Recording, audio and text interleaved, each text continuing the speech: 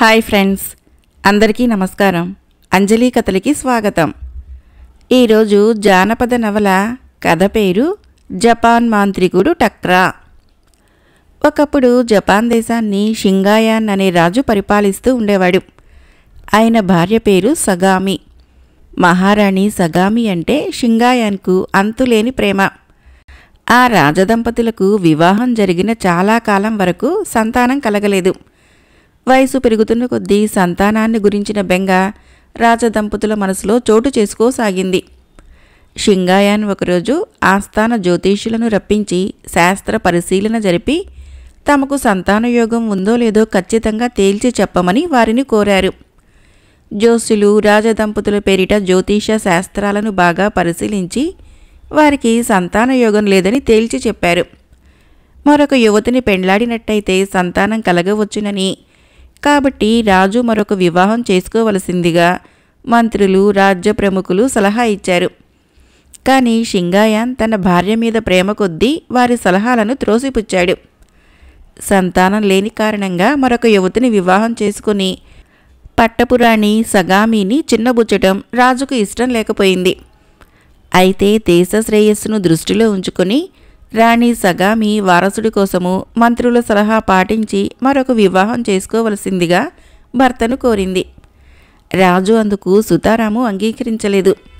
దైవానుగ్రహం ఎలా ఉంటే అలా జరుగుతుందని, ఆయన సంకల్పం లేనప్పుడు మరో యువతిని మాత్రం వివాహం చేసుకునే ప్రయోజనం ఏముంటుందని చెప్పాడు. ఇలా ఉండగా జపాన్ రాజధానికి ఉత్తరపు సరిహద్దుల్లో ప్రవహిస్తున్న రుమాయో నదీ తీరానికి షేజు అనే యతీంద్రియుడొకడు వచ్చి అక్కడ పర్ణకుటీరం నిర్మించుకొని ఉంటున్నాడని, అతడు అనేక మంత్రసిద్ధులు గలవాడని, ప్రజలు తండోపతండాలుగా అతన్ని దర్శించి అనేక విధాల ప్రయోజనం పొందుతున్నారని షింగాయాన్కి తెలిసింది. అటువంటి యతీంద్రుడి వలన సంతానం కలిగే ఉపాయం దొరుకుతుందని, వెంటనే ఆయనను దర్శించవలసిందని రాజుకి సలహా ఇచ్చారు మంత్రులు.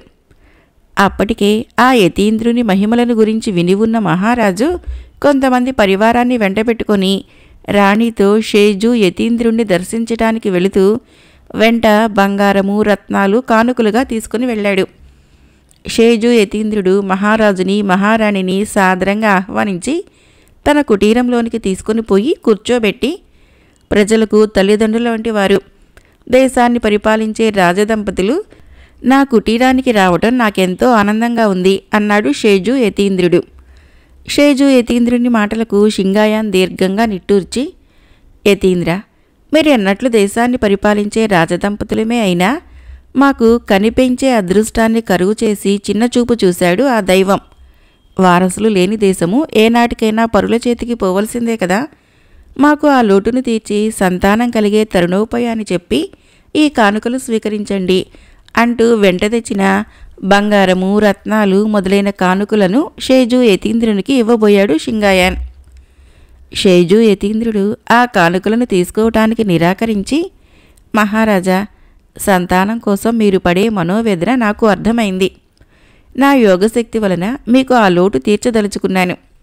ఇప్పుడు నేను మహారాణికి ఒక దివ్య సంతాన ఫలం ఇస్తాను.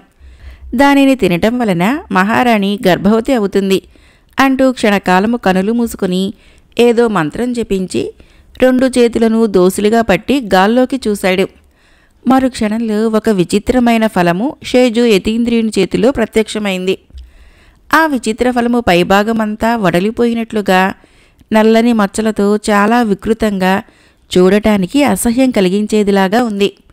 షేజు యతీంద్రుడు ఆ ఫలాన్ని రాణి చేతిలో పెట్టి ఏదో చెప్పబోయాడు. అంతలోనే రాణి తన చేతిలో ఉన్న ఫలం కేసి అసహించుకున్నట్లుగా చూస్తూ ముఖాన్ని వికారంగా పెట్టి, ఇంత అసహ్యంగా ఉన్న ఫలాన్ని ఎలా తినేది అంటూ ఆ ఫలాన్ని చేతిలో నుంచి జార విడిచింది. మహారాణి తొందరపాటును గ్రహించిన షింగాయాన్ను క్రిందపడిన ఆ ఫలాన్ని వెంటనే తన చేతిలోనికి తీసుకొని యతీంద్రుని కేసి చూసి, మహారాణి తొందరపాటును క్షమించండి యతీంద్ర అన్నాడు. అప్పుడు షేజు యతీంద్రుడు ఒక దీర్ఘమైన నిట్టూర్పు విడిచి, మహారాజా, మీరు అన్నట్టు మీ మహారాణి నిజంగానే తొందరపడింది. నేను చెప్పబోయేది వినకుండానే ఆమె ఈ దివ్య ఫలాన్ని ఏవగింపు దృష్టితో చూసి మహాపచారం చేసింది అంటూ మహారాణి కేసి చూసి, అమ్మా మహారాణి, దివ్యవరాలు ప్రసాదించే సాధనాలు ఎప్పుడూ విచిత్రంగానే ఉంటాయి. నీవు ఆ ఫలాన్ని అసహ్యించుకొని ఎంతటి అపచారం చేశావో తెలుసా? నీ అపచార ఫలితంగా నీకు పుట్టబోయే కుమారుడు వీరుడు, తెలివిగలవాడు, విజ్ఞానవంతుడు అయి ఉన్నప్పటికీ మహా వికృతమైన రూపాన్ని పొంది ఉంటాడు. అతని రూపాన్ని చూసి యావగించుకొని వారు ఉండరు. అంతేకాదు, అతనికి బుద్ధి తెలిసిన నాటి నుంచి నువ్వంటే ద్వేషభావం కలిగి ఉంటాడు అని బాధపడుతూ చెప్పాడు షేజు యతీంద్రుడు. యతీంద్రుని మాటలు వింటూనే కలవరపడ్డారు రాజు, రాణి. సంతానం కలగబోతుందన్న ఆనందము వారిలో క్షణకాలం నిలిచి మాయమైంది. యతీంద్ర, మా రాణి నిజంగానే అపచారం చేసింది. అందుకు ఆమె తరపున నేను క్షమాపణ వేడుకుంటున్నాను. దయచేసి పుట్టబోయే బిడ్డకు అంటబోయే దోషాన్ని నివారించే ఉపాయము సెలవివ్వండి అంటూ వినయంగా అడిగాడు రాజు షింగాయాన్. రాణి సగామి కూడా తన తొందరపాటును క్షమించవలసిందిగా యతీంద్రుడిని వేడుకుంది. అందుకు యతీంద్రుడు ఒక నిట్టూర్పు విడిచి, మీరు పొరబడుతున్నారు మహారాజా. ఈ దోషము నా వల్ల కలగబోతున్నది కాదు. వికృతంగా ఉన్న ఈ ఫలాన్ని ఏ సంశయమూ లేకుండా తినేవారికి అపురూప సౌందర్యవంతుడైన కుమారుడు జన్మించవలసి ఉంది. అయితే ఆ ఫలాన్ని ఏవగింపు దృష్టితో చూస్తే మాత్రము అందుకు వ్యతిరేకంగా జరిగి వికృత రూపుడైన వాడే జన్మిస్తాడు. ఆ దోషాన్ని తొలగించటం నా వల్ల కాదు. కానీ బిడ్డ పుట్టగానే వికృతంగా ఉండడు. బాల్యదశ దాటి యవ్వన దశలోకి ప్రవేశించిన తరువాత మాత్రమే అతని రూపంలో మార్పులు వచ్చి వికృత రూపుడైతాడు. అతడి అదృష్టమే అతడికి ఆ రూపాన్ని పోగొట్టాలి గాని ఎవ్వరము ఏమీ చేయలేము అని చెప్పాడు షేజు యతీంద్రుడు. చేసేది లేక రాజదంపతులు షేజు యతీంద్రుడి వద్ద సెలవు తీసుకుని ఎలాగో తమకి సంతానం కలగబోతుందన్న కొద్దిపాటి ఆనందంతో తిరిగి రాజధానిని చేరుకున్నారు. మహారాణి సగామి యతీంద్రుడు ఇచ్చిన దివ్య సంతాన ఫలాన్ని తిని గర్భం ధరించింది. మహారాజుకు దేశానికి వారసుడు పుట్టబోతున్నాడన్న సంతోషంతో ప్రజలు దేశమంతటా ఎంతో ఉత్సాహంతో వేడుకలు జరుపుకున్నారు. నెలలు నిండిన తర్వాత మహారాణి సగామి పండంటి మగబిడ్డను ప్రసవించింది. ముద్దుల మూటగట్టేటట్టు ఉన్న ఆ బిడ్డ అందం చూసి ఎంతగానో మురిసిపోయారు. ఆ బాలుడికి సుకాంగో అని పేరు పెట్టుకొని అల్లారు ముద్దుగా పెంచుకోసాగారు. సుకాంగో బాల్యదశలోనే అన్ని కళలలోనూ యుద్ధ విద్యల్లోనూ ఆరితేరిన వాడయ్యాడు. అతడు బాల్యదశ నుంచి యవ్వన దశలో అడుగుపెడుతూనే అతని ముఖంలో వింత వింత మార్పులు రావటం ప్రారంభించాయి. అతడు 23 ఏళ్ల యుక్త వయస్కుడయ్యేసరికి అతని ముఖము పరమ వికృతంగా మారిపోయింది. ముఖం మీద అక్కడక్కడ ఎత్తైన బొడిపెలు మొలుచుకొని వచ్చి ఆ బొడిపెల మీద చర్మము నల్లగా మాడిపోయినట్లు తయారయ్యి అసహ్యం కలిగించేటంత వికృతాకారుడుగా తయారయ్యాడు సుకాంగో. అద్దంలో తన రూపు తనకే అసహ్యం కలిగించేటంత మార్పు ఎందుకొచ్చిందో తన ముఖంలో అర్థం కాలేదు. తన రూపు ఇలా వికృతంగా తయారు కావటానికి తను పుట్టక ముందు తల్లి చేసిన పొరపాటేనని ఎలాగో తెలుసుకున్న సుకాంగో తల్లి పట్ల ద్వేషభావాన్ని పెంచుకొని ఆమె ముఖాన్ని చూడటానికే ఇష్టపడలేనంత స్థితికి వచ్చాడు. అంతేకాదు, తన మందిరం వదిలి వెలుపలికి రావటానికి కూడా ఇష్టపడక రాత్రింబవళ్ళు తన మందిరంలోనే ఉంటూ తనకు కలిగిన దుస్థితిని తలుచుకొని దుఃఖించేవాడు. ఇలా జరుగుతుందని ముందే తెలిసి ఉన్న రాజు షింగాయాన్ను ఒక అంతఃపుర సేవకుడి కొడుకుని చిన్నతనం నుంచి సుకాంగాతో స్నేహం చేయనిస్తూ వచ్చాడు. ఇప్పుడు సుకాంగో బాల్యమిత్రుడైన టోమీ అతడికి తోడుగా ఉంటూ సుకాంగోను ఊరడించేవాడు. అయితే తమ కుమారుడికి కలిగిన ఈ దుస్థితిని తొలగించే ఉపాయం ఏమిటో తెలియక తల్లడిల్లేవారు రాజదంపతులు. ఈ విషయం తెలిసిన అంతఃపుర పరివారము, పురజనులు తమ రాజకుమారుడికి కలిగిన దుస్థితిని తొలగించమని ఇష్టదేవతలను వేడుకునేవారు. కానీ ఎవరు వేడుకోలుపోయినా రవ్వంత ప్రయోజనం కూడా కలగలేదు. సుకాంగో రూపము నానాటికి మహా వికృతంగా తయారవుతూ వచ్చింది. ఇలా ఉండగా ఒకనాడు రాజు షింగాయాన్ను కుమారుడైన సుకాంగో మందిరానికి అతన్ని చూడవచ్చాడు. ఇంతకు ఆయన వచ్చిన కారణమేమిటంటే సుకాంగోకి పెళ్లి చేయ నిశ్చయించామని చెప్పటానికి. తనకు పెళ్లి చేయాలన్న తండ్రి సంకల్పాన్ని వింటూనే సుకాంగో మొదట విస్తుపోయాడు. ఆ తర్వాత సుకాంగో కోపోద్రేకంతో మండిపడుతూ, ఇలాంటి అసహ్య రూపుడైన నన్ను చేసుకోవటానికి ఎవరు ఇష్టపడతారు? మీరు రాజు కాబట్టి ఎవరినో ఒకరిని బలవంతంగా ఒప్పించి వాళ్ళ గొంతు కోయకండి. మనస్ఫూర్తిగా ఇష్టపడి నన్ను వివాహం చేసుకునేవారుంటారని నేను అనుకోవటం లేదు. దయ ఉంచి అటువంటి ప్రసక్తి మళ్ళీ నా దగ్గర తీసుకురాకండి అన్నాడు సుకాంగ్. షింగాయాన్ కొడుకు మాటల్ని పెడచెవును పెడుతూ, వికృత రూపుడివైనంత మాత్రాన వివాహం చేసుకోకూడదని ఎక్కడున్నది?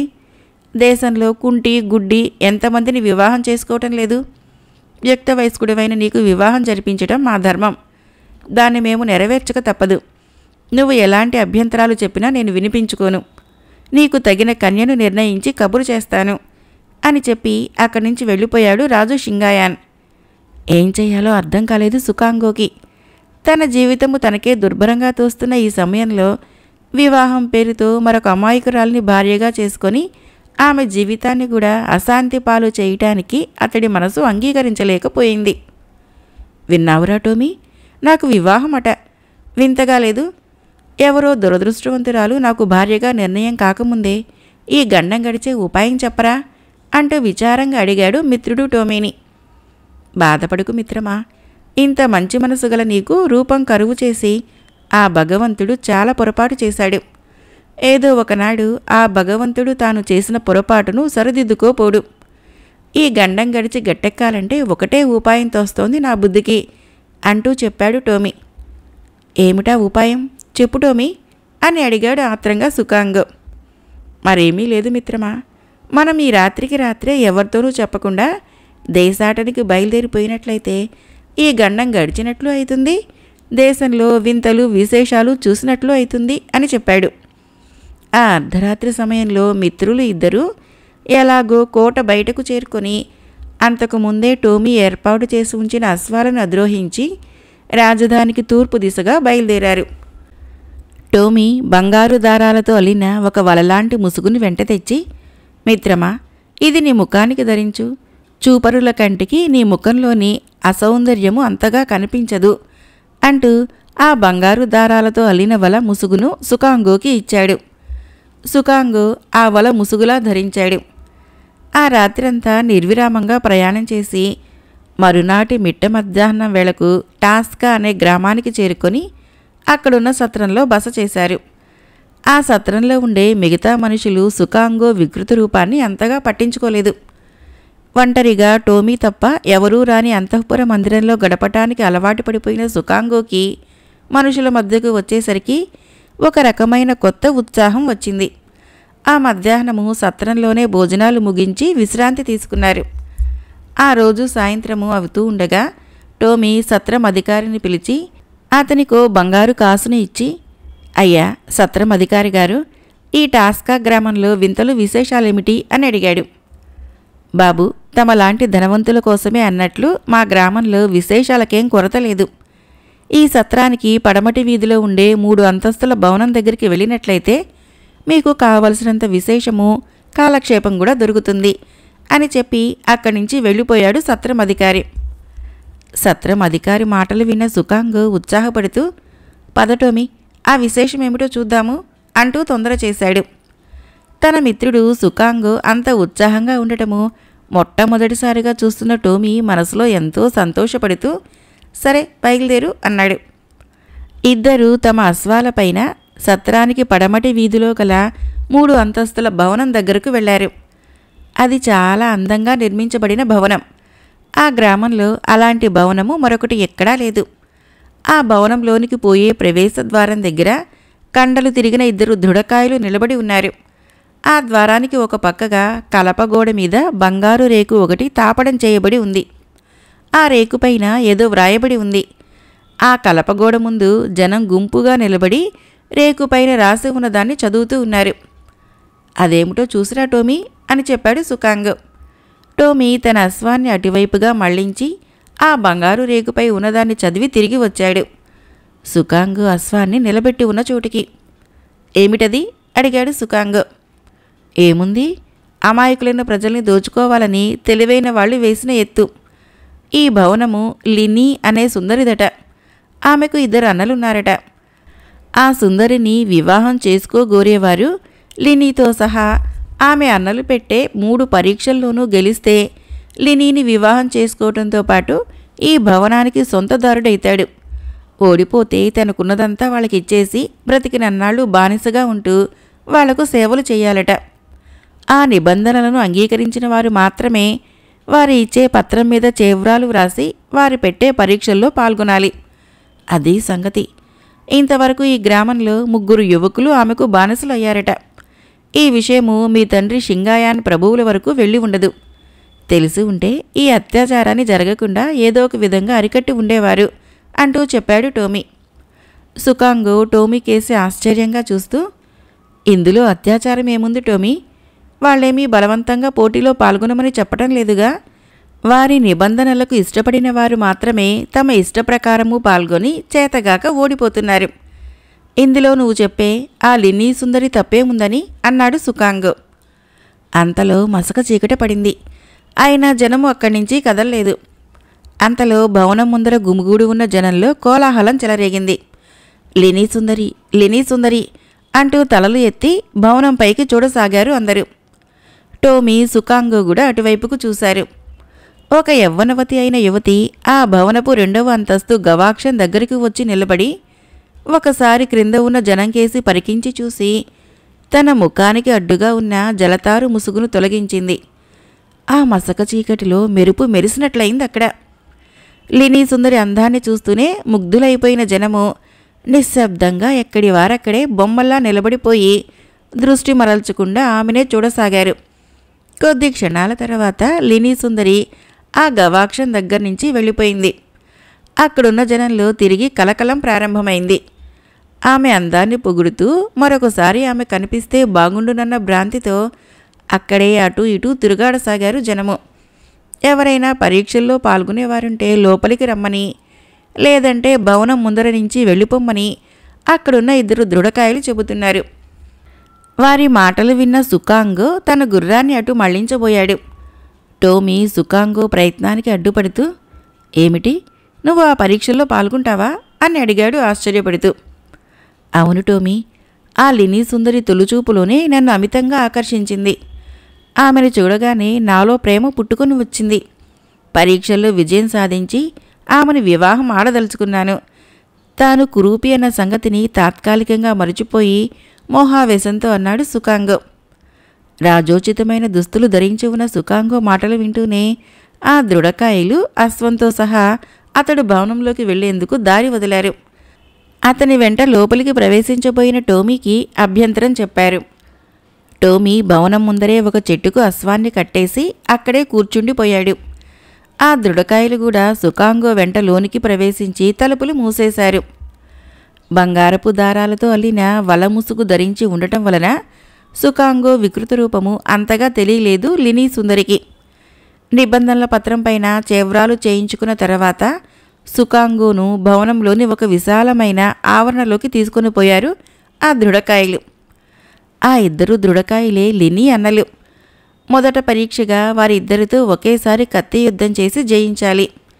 లినీ సుందరి ఆశ్చర్యచకితమై చూస్తూ ఉండగానే అతి సునాయాసంగా ఆ దృఢకాయలిద్దరినీ కత్తి యుద్ధంలో జయించి వీర పరీక్షలో విజయం సాధించాడు సుకాంగో. ఆ తర్వాత సుకాంగోని ఒక మందిరంలోనికి తీసుకుని పోయి అక్కడ ఒక పళ్ళెంలో ఉన్న 10 మధుర పానీయపు పాత్రలను చూపించి, వీరుడా, మా అన్నలను జయించి పరాక్రమంలో సాటి లేని వాడివి అనిపించుకున్నావు. ఇప్పుడు నీ తెలివితేటలకు, వివేకానికి, సమయస్ఫూర్తికి పరీక్ష ఇది. అదిగో ఆ కనిపించే పళ్ళెంలో ఉన్న 10 పాత్రల నిండా కనిపించే పానీయాల్లో ఒక్కటి మాత్రమే అసలైన మధుర పానీయం.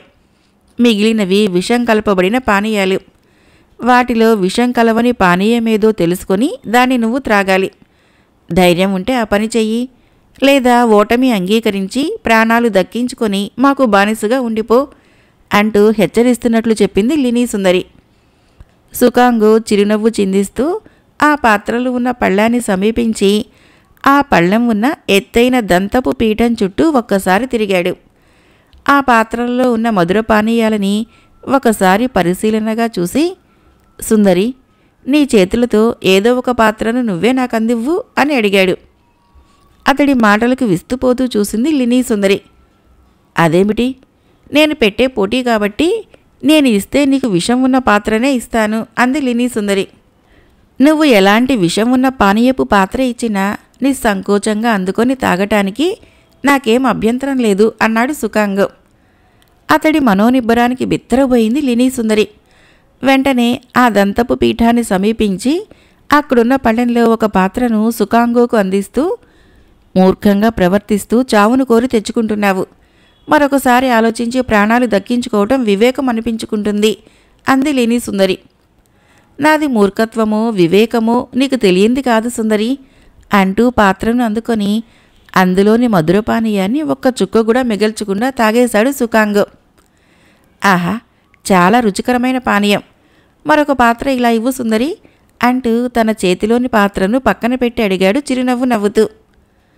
సంభ్రమాశ్చర్యాలతో చూస్తూ నోట మాట రాక అలాగే నిలుచుండిపోయింది లినీ సుందరి. ఆమెను పట్టించుకోకుండా మరొక పాత్రను అందుకొని అందులోని పానీయాన్ని కూడా ఖాళీ చేసి, సుందరి, ఈ పరీక్షలో కూడా నేను గెలిచినట్టేనా, లేదా మొత్తం పాత్రలు ఖాళీ చేయమంటావా అని అడిగాడు. అక్కడున్న లినీ సుందరి అన్నలు, అద్భుతం మహావీరుడా, అద్భుతం. నీ సమయస్ఫూర్తి తెలివితేటలు అమోఘం అంటూ కరతాళ ధ్వనులు చేస్తూ సుకాంగోను అభినందించారు. లినీ సుందరి కూడా చిరునవ్వులు చిందిస్తూ అతన్ని అభినందనపూర్వకంగా చూసి, ఈ పాత్రలలో దేనిలోనూ విషం కలపబడలేదని నువ్వెలా గ్రహించావు అని తన సందేహాన్ని వెలుబుచ్చింది. అదేమంత తెలుసుకోలేని విచిత్రమైన విషయం కాదు. ఇది తెలివితేటలకు సమయస్ఫూర్తికి సంబంధించిన పరీక్ష గాని చావు బ్రతుకులకు సంబంధించింది కాదు. అదీగాక పరీక్షించేవారు ఎదుటివారు ఓడిపోవాలని చూస్తారు గాని వారి ప్రాణాలు తీయాలని చూడరు.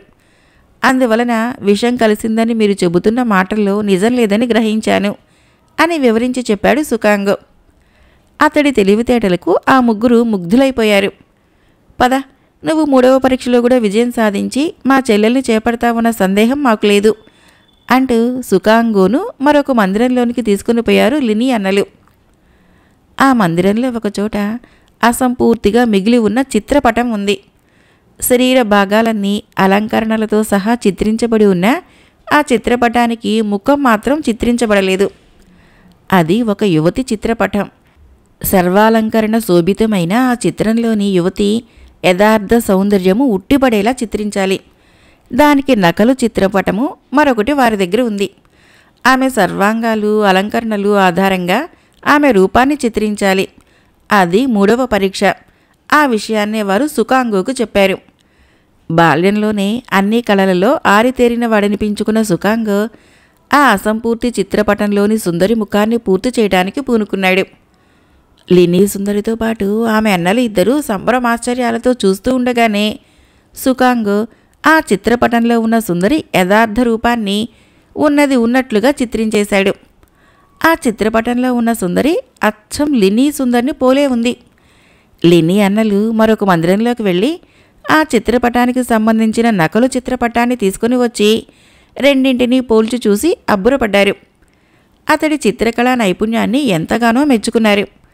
అదే సమయంలో ముఖానికి పట్టిన చెమటలను తుడుచుకునేటందుకు బంగారపు వలముసుగుని తీసిన సుకాంగో వికార రూపాన్ని చూసి లినీ కెవ్వున కేక వేస్తూ అక్కడికక్కడే మూర్ఛపోయింది.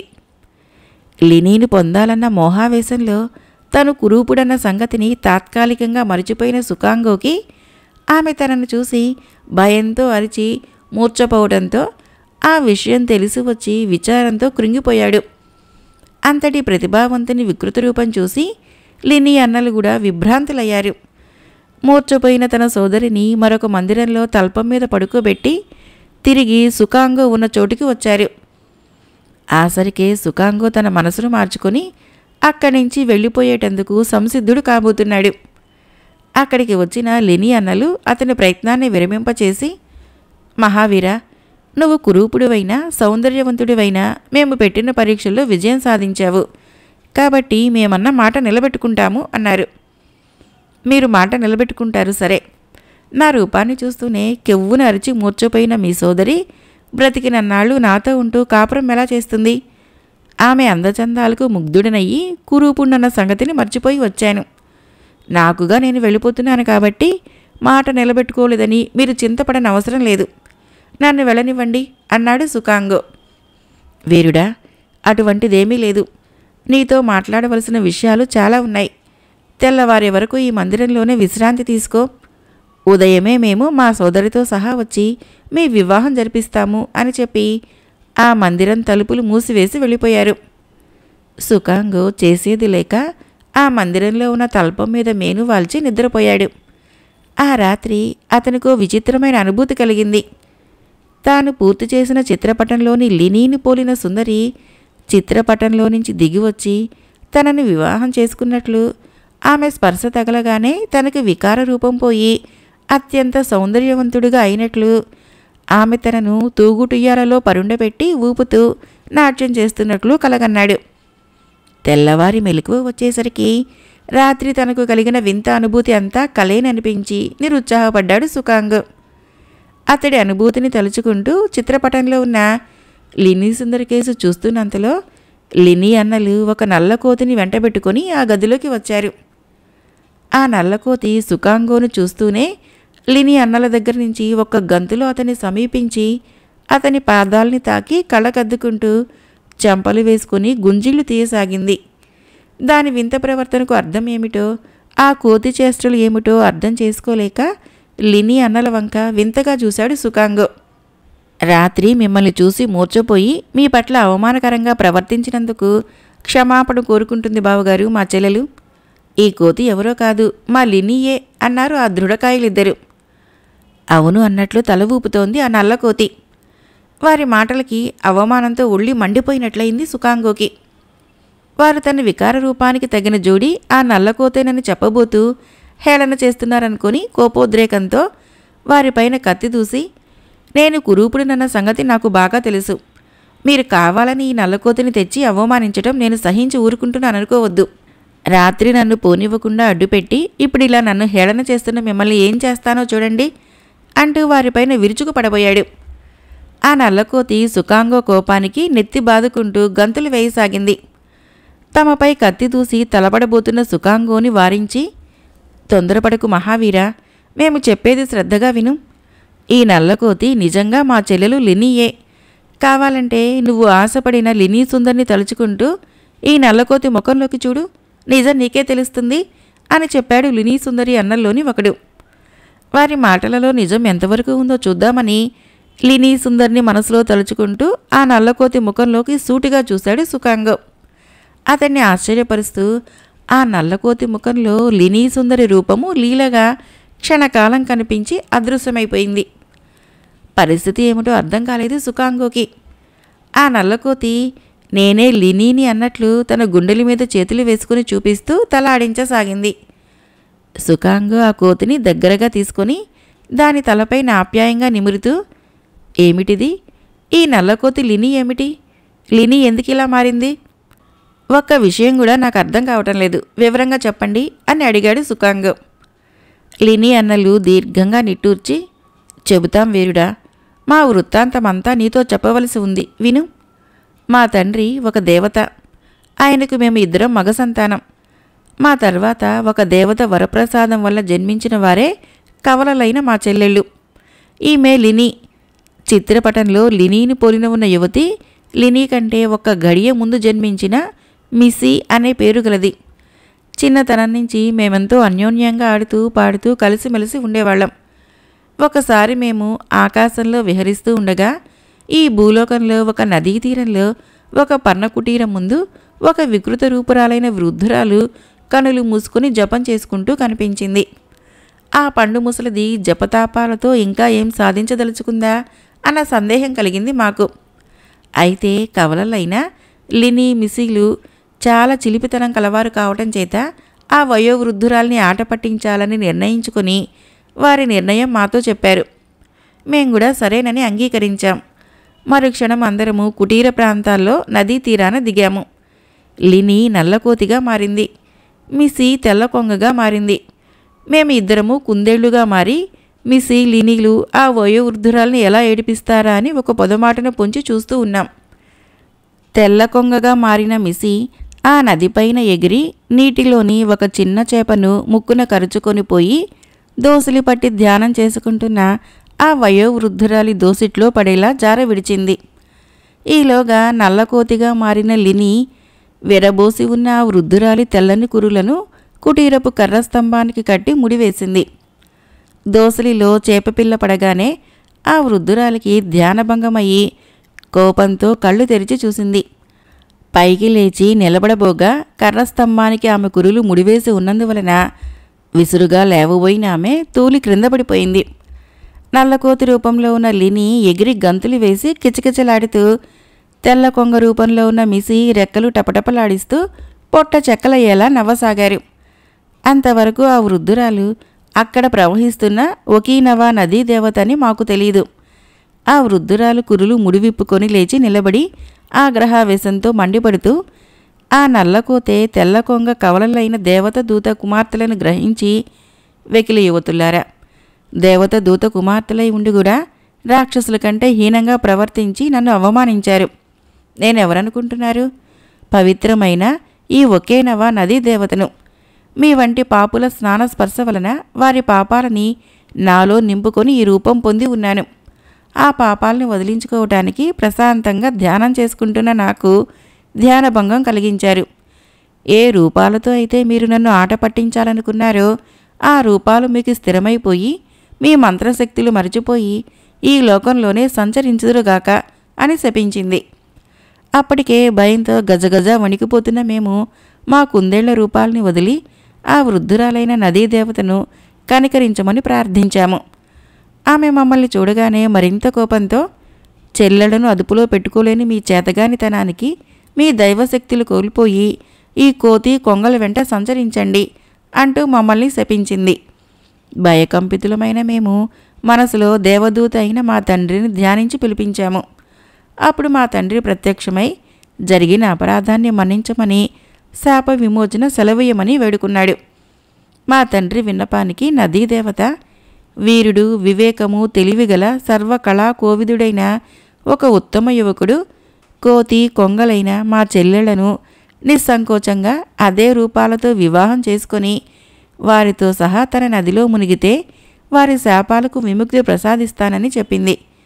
వారి వివాహం అనంతరమే మాకు శాప విముక్తి కలుగుతుందని కూడా నదీదేవత సెలవిచ్చింది.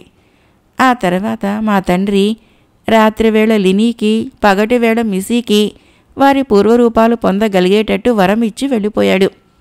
ఆనాటి నుంచి ఈ 3 పరీక్షల పేరుతో నదీదేవత చెప్పిన లక్షణాలు గల యువకుడి కోసము అన్వేషణ సాగిస్తున్నాము అంటూ తమ వృత్తాంతం చెప్పుకొచ్చారు దేవదూత కుమారులు. అయితే మిసి ఏమైనట్లు అని ప్రశ్నించాడు సుకాంగ్. అదొక దురదృష్టకరమైన కథ, చెబుతాం విను.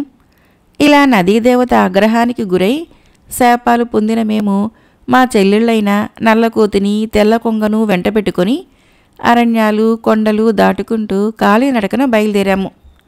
మా తండ్రి అనుగ్రహించినట్లు పగటివేళ మిసీకి, రాత్రివేళ లినీకి వారి పూర్వరూపాలు వస్తూ ఉండేవి. అలా ప్రయాణిస్తున్న మేము ఒకనాటి పగటివేళ ఈ జపాన్ దేశపు తూర్పు సరిహద్దుల్లో కల టషిరో కొండల ప్రాంతానికి చేరుకొని అక్కడ కనిపించిన ఒక కొండ గుహలో బస చేశాము. అక్కడి నుంచి చూస్తే జపాన్ దేశంలోని అతిపెద్ద అరణ్యాలైన షికోటన్ అరణ్యాలు కనిపిస్తున్నాయి. అవి ఆ కొండలకు అతి సమీపంగా వాటి చుట్టూ కూడా వ్యాపించి ఉన్నాయి. ఆ షికోటన్ అరణ్యాలను దాటి వస్తే జపాన్ దేశంలో తూర్పున ఉండే గ్రామాలు, నగరాలు ప్రారంభమవుతాయి. నిజ రూపంలో ఉన్న మిసీని, కోతి రూపంలో ఉన్న లినీని ఆ కొండ గుహలో విశ్రాంతి తీసుకోమని చెప్పి ఆహారానికై కాయలు, పళ్ళు తెచ్చేటందుకని సమీప అడవిలోకి వెళ్ళాము. మేము కాయలు, పళ్ళు తెచ్చేసరికి కొండ గుహలో ఒక్క లినీ మాత్రమే నెత్తి బాదుకుంటూ ఏడుస్తూ కనిపించింది. మిసీ కనిపించలేదు. మిసీ ఏమైంది అని కోతి రూపంలో ఉన్న లినీని అడిగాము. లినీ ఏవో సైగలు చేసింది, కానీ మాకు అర్థం కాలేదు. మిసీ ఏమైందో అర్థం కాలేదు. చీకటి పడుతూ ఉండగా లినీ తన రూపాన్ని పొంది జరిగిన విషయాన్ని మాతో చెప్పి విలపించింది. మేము వెళ్ళిన తర్వాత టక్రా అనే మాంత్రికుడు ఎవడో అటుగా పోతూ గుహ బయట తిరుగుతున్న మిసీ అందానికి ముగ్ధుడయి ఆమెను చులుకగా మార్చి పంజరంలో బంధించి తీసుకుపోయాడని, ఈ టక్రా మాంత్రికుడికి తగిన జోడీవే అన్న వాడి మాటల వలన వాడు టక్రా అనబడే మాంత్రికుడు అని తెలిసిందని, వాడు పంజరంతో పాటు కొంత దూరం వెళ్ళి ఆ తర్వాత అదృశ్యమైపోయాడని చెప్పింది లిని. ఆ టక్రా మాంత్రికుడు ఎవరో, ఎక్కడుంటాడో ఇంతవరకు మాకు తెలియదు. మేము మిసీ గురించి విచారిస్తూ ఆ రాత్రి ఆ కొండ గుహలోనే గడిపాము. ఆ రాత్రి స్వప్నంలో మా తండ్రి కనిపించి మిసీ గురించి విచారించవద్దని, లినీని వివాహం చేసుకున్న వీరుడే మిసీ చెర కూడా విడిపించి ఆమెను చేపడతాడని, మా అన్వేషణకు ఈ టాస్కా గ్రామాన్ని కేంద్రంగా చేసుకోమని చెప్పి అదృశ్యమయ్యాడు. ఆనాటి నుంచి మేము ఇక్కడే మా తండ్రి సహాయంతో ఈ భవనం నిర్మింపచేసుకుని ఉంటున్నాం. నీవు కురూపుడు ఉన్న సంగతి మాకు ముందే తెలుసు. మాకు కావలసింది రూప విశేషం కాదు, మా శాపాలు పోగొట్టగల మహావీరుడైన ఒక ఉత్తమ యువకుడు. నేను చూసిన వెంటనే లిని మూర్చపోవటానికి గల కారణం కూడా నీలో ఉత్తమ గుణాన్ని పరీక్షించడానికి జరిగిందే అంటూ మాయమైన వారి మరో సోదరి మిసీ సుందరి వృత్తాంతాన్ని కూడా చెప్పారు. జరిగిందంతా తెలుసుకున్న సుకాంగ్ తాను తొందరపడి వారిని అనుమానించి వారిపైన కత్తి దూసినందుకు బాధపడుతూ, దేవదూత కుమారులారా, నా తొందరపాటును క్షమించండి. మీ శాపాలు తొలగేందుకు మీకు ఎలాంటి సహాయం చేయమన్నా చేస్తాను. నన్నేం చేయమంటారో చెప్పండి అన్నాడు. మన నిబంధనల ప్రకారము నీవు మా లినీ సోదరిని పెళ్లి చేసుకుంటే చాలు అన్నారు దేవదూత కుమారులు ఇద్దరు.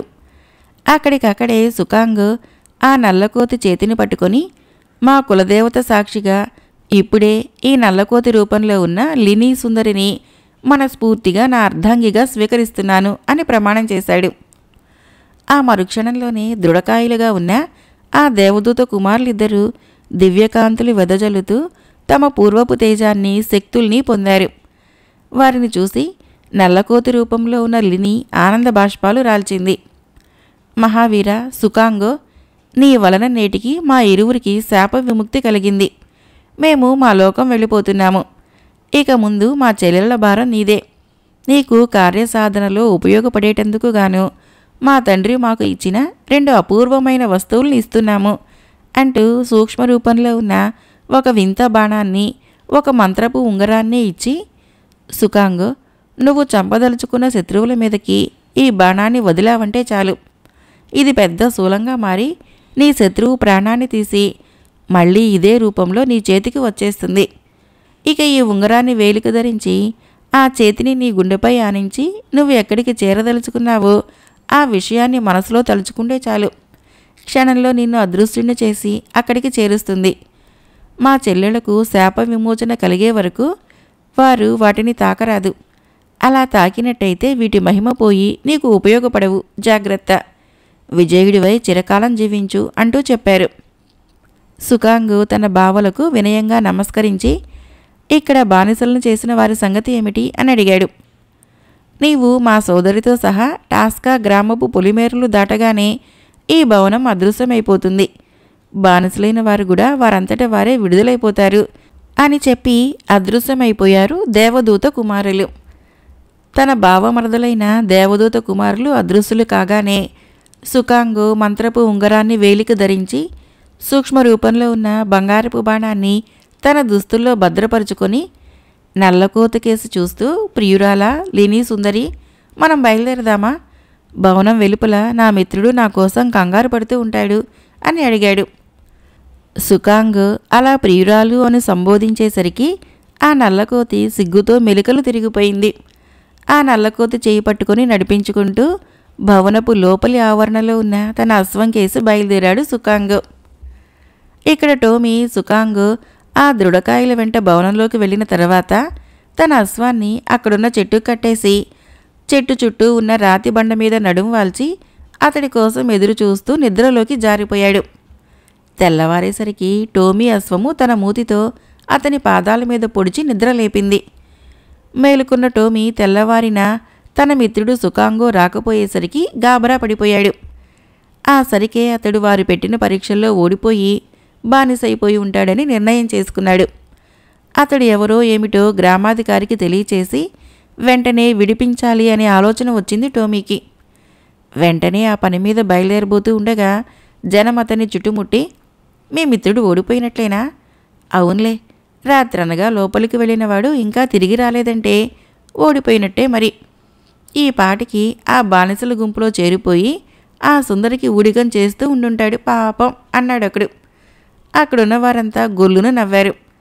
అంతలో మరొకడు కల్పించుకొని, ఊళ్ళో ఉన్నవాళ్ళం, మాకు లేని ఆశ దాన్ని పోయేవాళ్ళు మీకెందుకు వచ్చిందయ్యా? ఆ పరీక్షలకు చివరేదో మొదలేదో తెలియకుండా పనికిరాని చొరవ చేస్తే మిగిలేది ఆ ఊడిగమే. నువ్వైనా మిగిలావు. సంతోషించి మీ ఊరి దారి పట్టు. లోపలికి పోయినవాడి కర్మకు నువ్వు మాత్రం ఏం చేస్తావు అంటూ మరొకసారి గొల్లున నవ్వేసరికి టోమీకి మండుకు వచ్చింది. అతడు కోపంతో రెచ్చిపోతూ, నోటికొచ్చినట్లు మాట్లాడకండి. జపాన్ రాజుగారికి తెలిస్తే మీ తలలు ఎగిరిపోతాయి అంటూ ఇంకా ఏదో చెప్పబోతున్నంతలో భవనపు ప్రవేశ ద్వారాలు తెరుచుకొని నల్లకోతిని గుర్రం మీద కూర్చోబెట్టుకుని గుర్రాన్ని నడిపించుకుంటూ బయటకు వస్తున్న సుకాంగ్ టోమీ ఉద్రేకంతో చెప్పబోతున్న విషయాన్ని గ్రహించి టోమీ అంటూ మందలింపుగా పిలిచాడు. ఆ పిలుపును వింటూనే తిరిగి చూసిన టోమీ తన మిత్రుడు సుకాంగో వెళ్ళినవాడు వెళ్ళినట్లే చెక్కు చెదరకుండా తిరిగి వస్తూ ఉండటం చూసి పట్టరాని ఆనందంతో ఎదురెళ్ళి అతన్ని కౌగలించుకొని, మిత్రమా, క్షేమమే కదా? ఇంతకు పరీక్షల విషయం ఏమైంది? గెలిచినట్టేనా? అయితే లినీ సుందరి, అదే మా వదినగారేరి? ఈ నల్లకోతి ఎవరు అంటూ ప్రశ్నల వర్షం కురిపించాడు. అన్నీ వివరంగా చెబుతాను, ముందు ఇక్కడి నుంచి బయలుదేరు అన్నాడు గుర్రం ఎక్కుతూ. టోమీ కూడా మారు మాట్లాడకుండా తన గుర్రాన్ని ఎక్కాడు. అంతలో అక్కడున్న జనము సుకాంగు గుర్రం చుట్టూ చేరి టోమీ అడిగిన ప్రశ్నల్నే అడిగారు. ఇంకాస్త ఆలస్యం చేస్తే తను ఎవరైంది తెలిసిపోతుందని గ్రహించిన సుకాంగో, నేను 3 పరీక్షల్లోనూ గెలిచాను. బానిసలైన మీ వాళ్ళు కాసేపట్లో విడుదలై వస్తారు అంటూనే తన గుర్రాన్ని అక్కడి నుంచి దౌడు తీయించాడు. టోమీ తన మిత్రుణ్ణి అనుసరించాడు. అంతలో ఆ జనంలో ఒకడికి ఆ వికృత రూపుడు రాజకుమారుడైన సుకాంగోనేమోనన్న అనుమానం కలిగింది. కానీ అతడు తన అనుమానాన్ని వెల్లడించే లోపునే సుకాంగో, టోమీల గుర్రాలు గ్రామం నుంచి చాలా దూరం వచ్చేశాయి. టాస్కా గ్రామపు పులిమేరలు దాటి వచ్చే వరకు సుకాంగోని ఏమీ అడగలేదు టోమీ. పులిమేరలు దాటి కొంత దూరం వచ్చిన తర్వాత గుర్రాల వేగం తగ్గించి నెమ్మదిగా నడిపిస్తున్నప్పుడు తన బుర్రను తొలుస్తున్న సందేహాలన్నింటినీ ఏకరువు పెట్టి అతని గుర్రం మీద సుకాంగో ముందు కూర్చున్న నల్లకోతిని వెక్కిరిస్తూ, దీన్ని ఇంత భద్రంగా వెంటదీస్తున్నావేమిటి అని అడిగాడు. టోమీ వెక్కిరింపుగా చూడగానే నల్లకోతి గుర్రున చూస్తూ కిచకిచలాడుతూ పళ్ళు బయటపెట్టి తను వెక్కిరించింది. సుకాంగ్ భవనంలోని జరిగిన విషయాలన్నింటినీ వివరంగా చెప్పి ఆ నల్లకోతి తన భార్య లినీ సుందరి అని చెప్పి లినీ సుందరికి తన ప్రాణమిత్రుడైన టోమీని పరిచయం చేశాడు.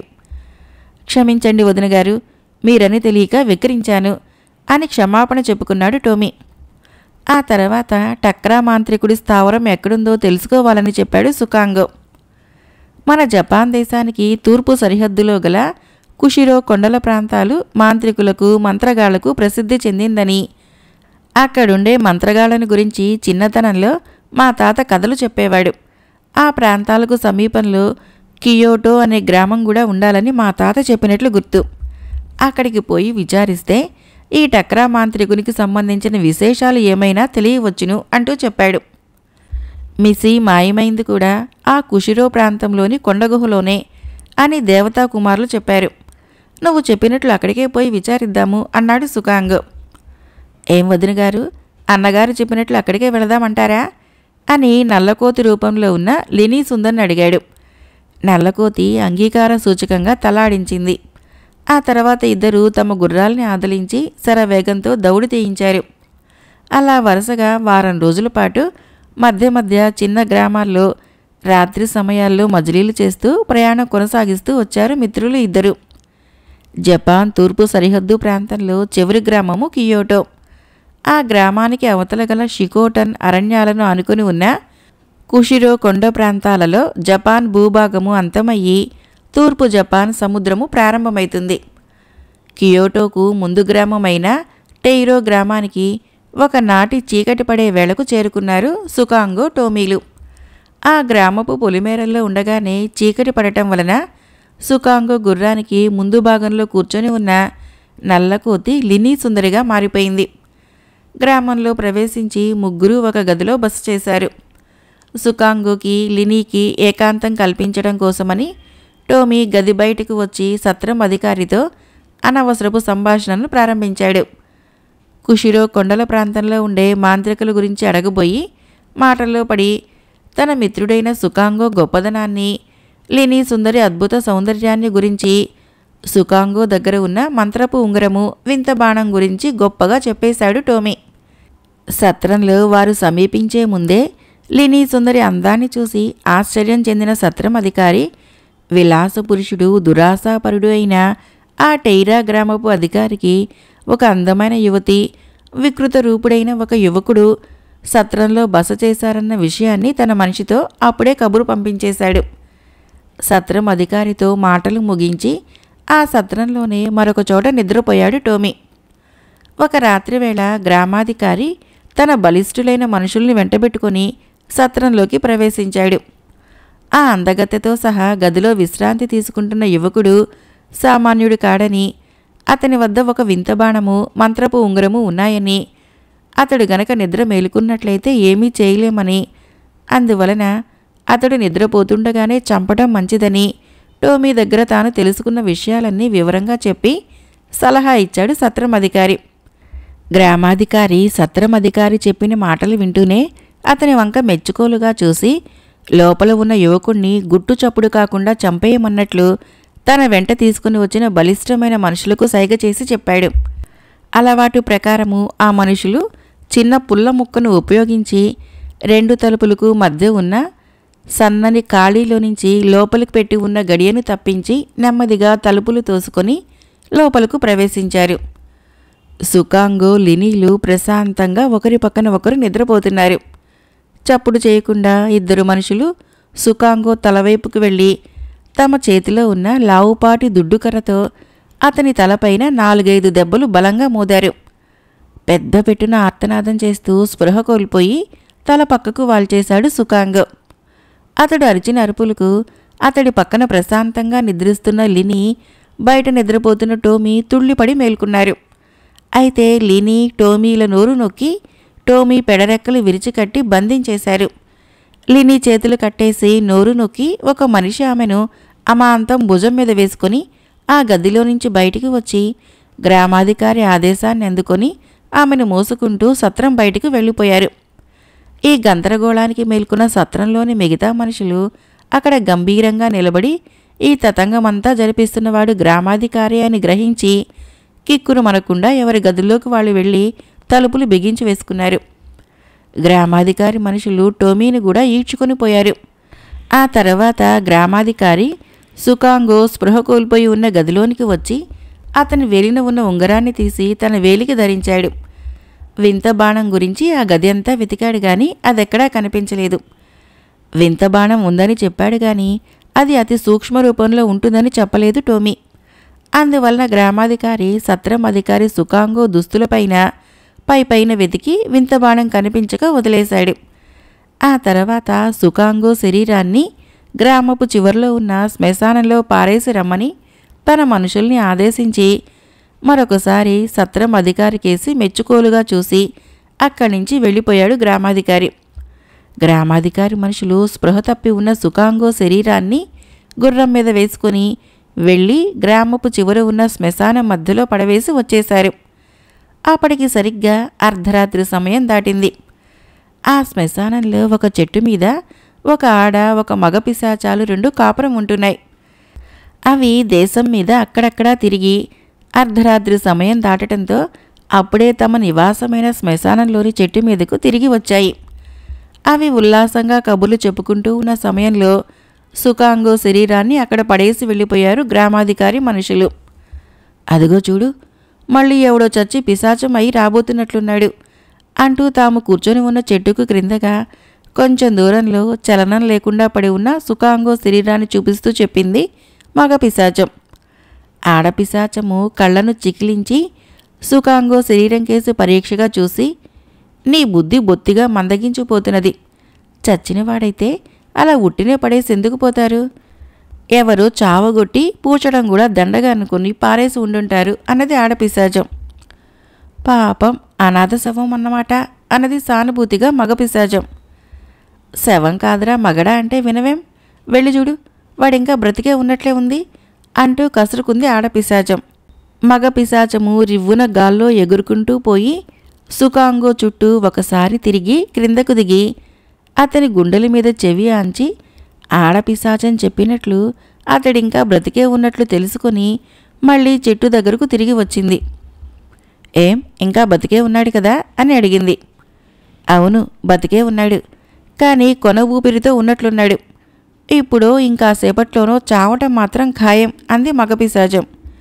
ఇక్కడే చచ్చాడంటే వీడు పిశాచమయ్యి ఈ శ్మశానంలోనే చోటు కోసం వెతుక్కోవటం మటుకు ఖాయం. ఇప్పుడున్న పాత పిశాచాలకే చోటు చాలక ఉక్కిరి బిక్కురుగా క్రిక్కిరిసిపోయి ఉన్నారు. వీడు కూడా దాపురించాడంటే కాస్త విశాలంగా ఉన్న మన చెట్టు మీద చోటు కోసము గొడవ చేయక మానడు.